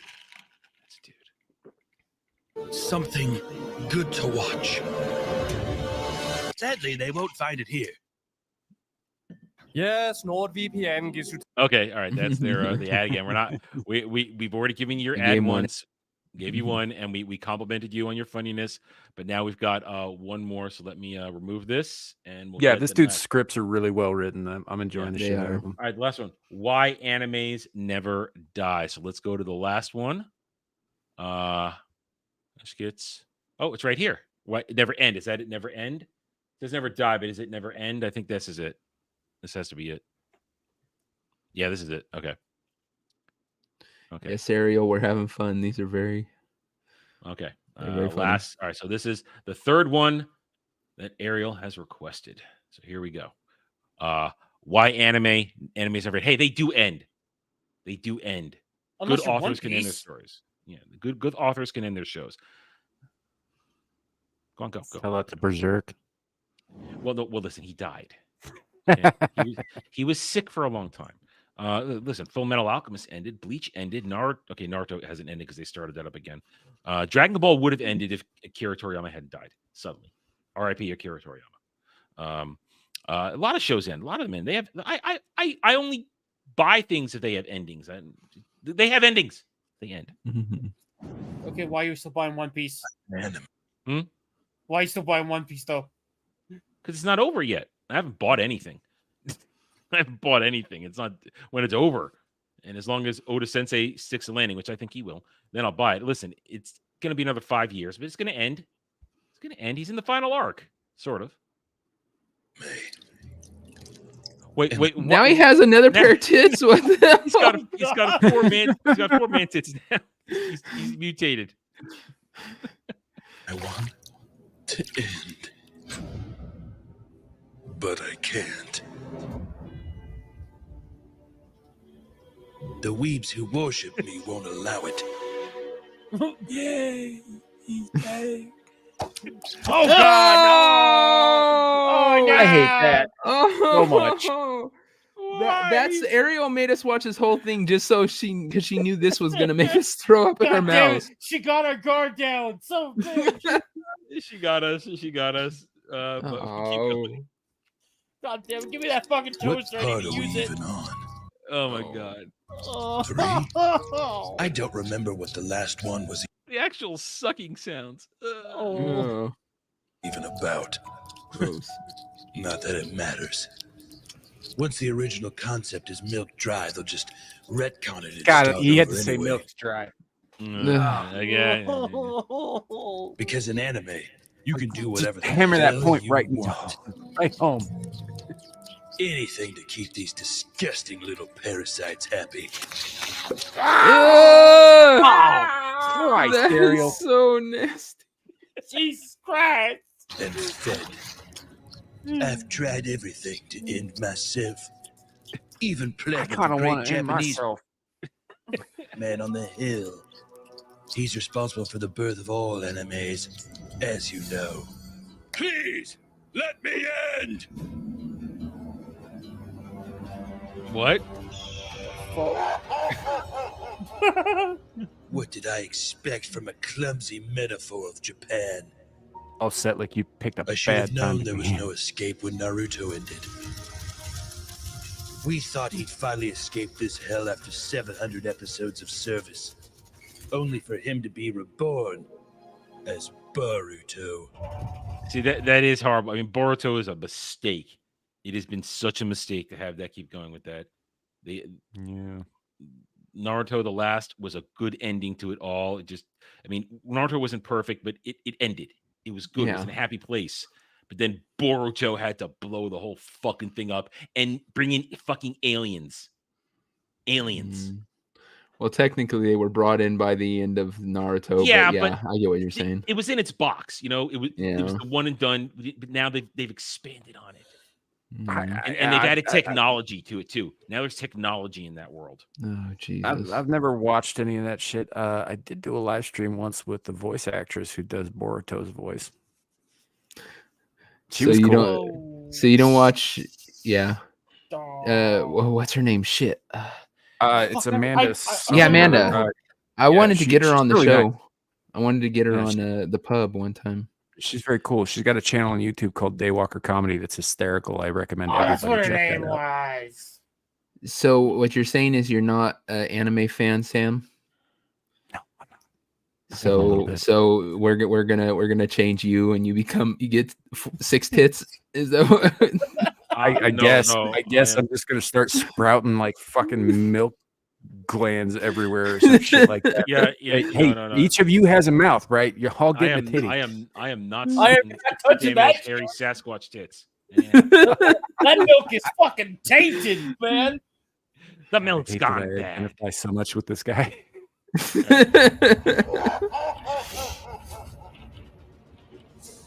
So goddamn lazy. Still, something about the weeps was bothering me. Oh, They damn. should have been clawing at the My coffin for Hero milk. Academia. MHA is going to end in like a month. It's over in a month. It is ending. It's done. And Well, I'll be maybe it was excited. just at the time when this was No, made. this was a year ago. Yeah, I think this was a year ago. Yeah, it's a year ago. He's with Naruto coming back in his new form, but a thick melancholy hung over their heads. It didn't take long to find the source of their pain. Oh, that looks like a Lord of the Rings reference there, with the twin trees almost. I don't know. Isn't that the tree from Naruto though? At the end, that tree that grows. I don't think? know. I don't remember. He looks so peaceful. No, that's a Berserk reference. Oh no, that was Fantasia or whatever the fuck it was. No, and you can't. No, that's wrong. That's wrong. Man died. I mean, wait, it's kind of funny. Yeah, but it didn't end. It didn't have a chance to end, and it's gonna get its ending because he kept notes, and his best friend's gonna finish it. Didn't he? When did he die a year ago? Yeah, it was a year ago, or maybe a year and a half. I think it was a little over a year ago because Yeah. I mean, the first new chapters are about to start coming out again soon. Berserk must have been like this for a while for the weebs to be acting this way. Longer than I'd ever seen a popular property stay dead for. I had to get to the bottom of this, but I knew it wouldn't be easy. Oh, okay, the creator died. Oh. Of course, a Japanese person would rather die than end their story. Oh, that's mean. That's mean. Accurate. That's It not also right. That's doesn't. not right. It also That's didn't not help that the. It also didn't help that the last adaptation they had was the fucking Netflix 2017 one with god awful animation. Reviled. People hated that. You might have to show this on Ballbusters. Dermy. Dermy. Dude, he'd get an erection looking at the titties. No, Cloud would. Cloud would. They both would. Both can happen. Crowd's not happy if the titties don't have any hair on them. But it got me thinking. What if you could cut the head off the snake? Could you end it all? Surely the Japanese have some sort of weakness. Oh no. Okay, any guesses?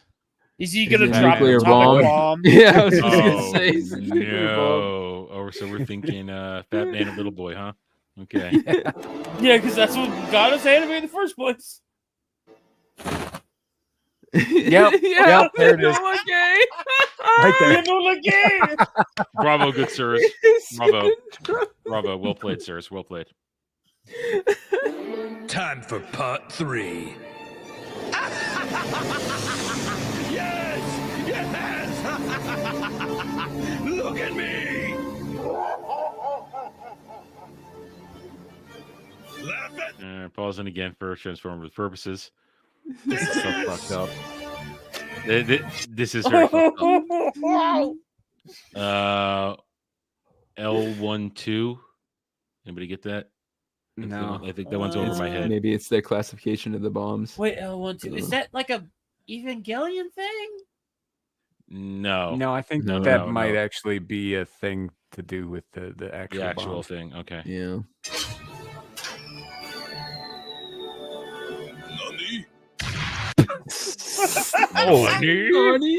Nani?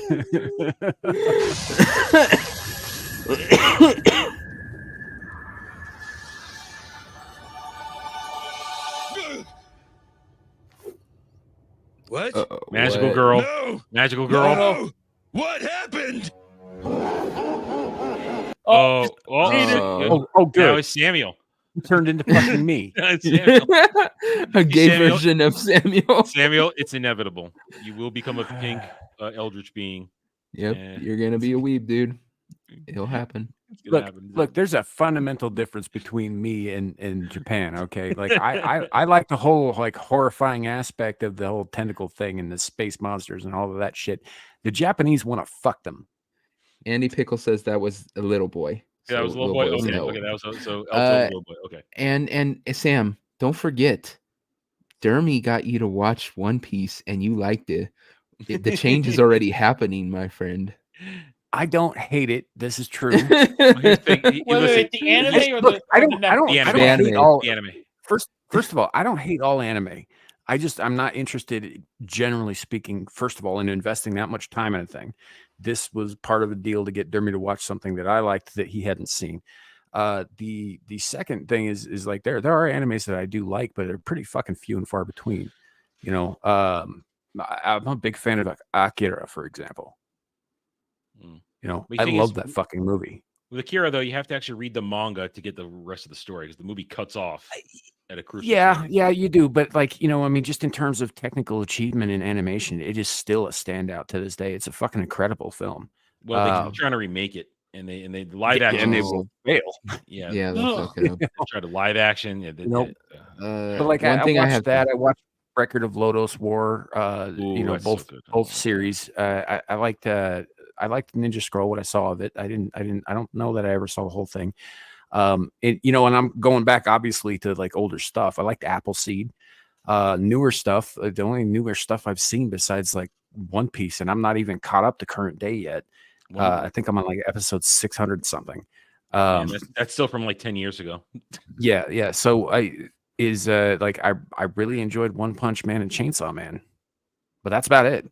All I hear is one of us, one of us, one of us. Devil, shut up. It made him stronger. He's a magical girl now. Oh no! Oh, no! Oh, no! And that's when Cloud got Because hard. fan service. And now it really is a cloud clip. It Yep. really is. Yeah, I understand this meme. The same thing happened to Nami.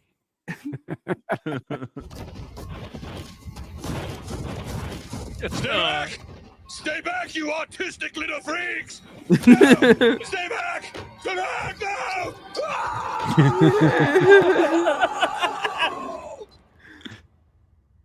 Free titty milk!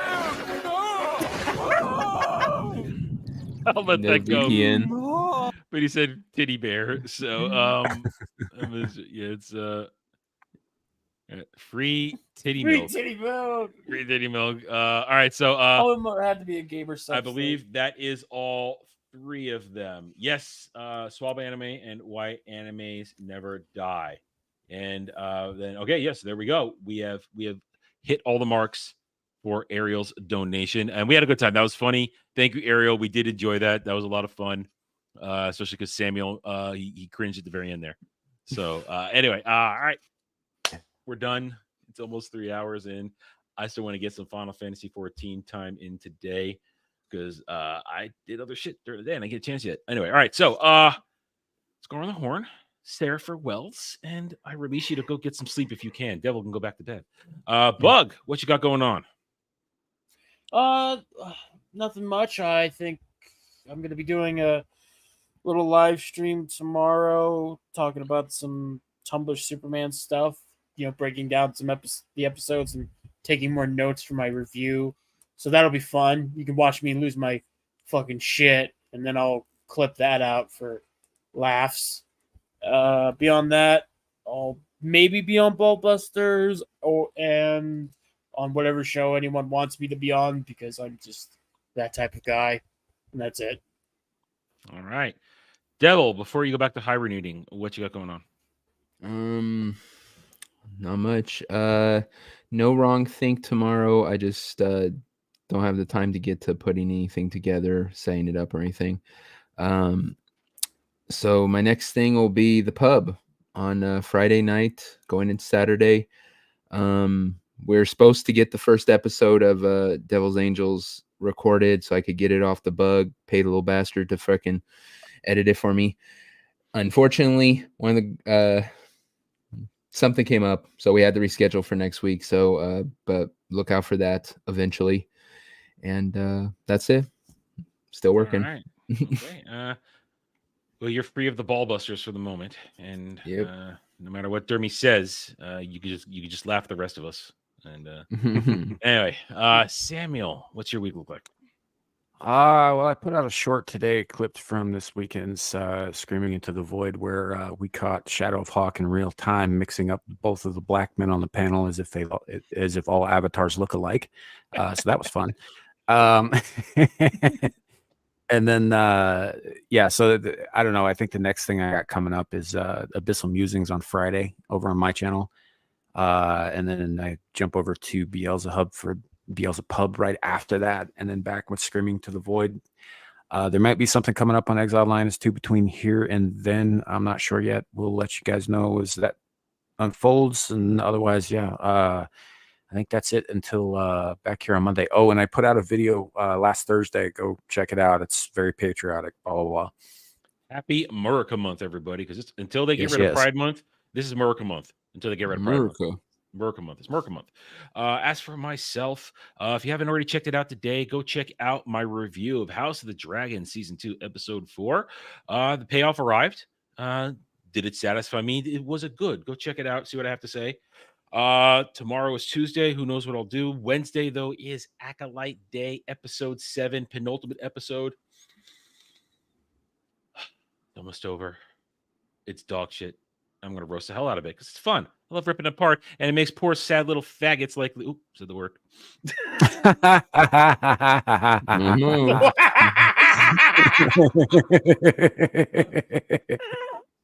It's the end of the show. Apparently it's cool now, at least on Twitter. So, poor little fabulous men like Leo, sad and angry when I rip on Disney Star Wars. So I'm gonna keep doing it every damn chance I can get. So catch that on Wednesday, probably late afternoon, early evening, whenever I get around to it, because my sleep schedule's all messed up. Thursday, we'll see what happens Thursday. Maybe I'll get my ass in gear and I'll get the PS3 set up and we can get the Dragon Age Origins stream started on Renaissance Road Arcade. It'll happen soon enough, as soon as the review, definitely when the reviews quiet down for at least a couple weeks between now and Rings of Power. I'll probably get that started. But we'll try to see what happens this week.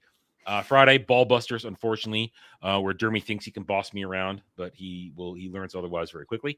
And then Saturday night driving this week, Jed and I will be discussing Minority Report. So stay tuned for that. 6 p.m. Eastern, should be at the normal time. And then Roundtable at 2 p.m. Eastern on Sunday, where we'll go over the week's events in our own special way, where we try to give you guys a little bit of a different spin than everybody else so that you don't see the same shit over and over again. That's what we aim to do that. And Dre's making me some very special clips that I'm going to be using. So it's because sometimes he's not always here, and I need his special form of commentary on certain types of people, because he's black and I'm not, so he can say certain things I can't. Dre's gonna make me a couple of clips. I will premiere them when he gets them done in this week or next week. Other than that, thank you everybody for being here on another Mellow Mondays. We'll be back next week, 10 p.m. Eastern, and hopefully we will have you guys enjoy it as much as you do now. Hit that like button. Links in the description below And I will see everybody next time. Until then, everybody, take it easy. Have a good night or day wherever you be, and let's see if we can get this done. And I'm have to open another window. There we go. Everything's lined up. Now I say good night, everybody. Night, everybody.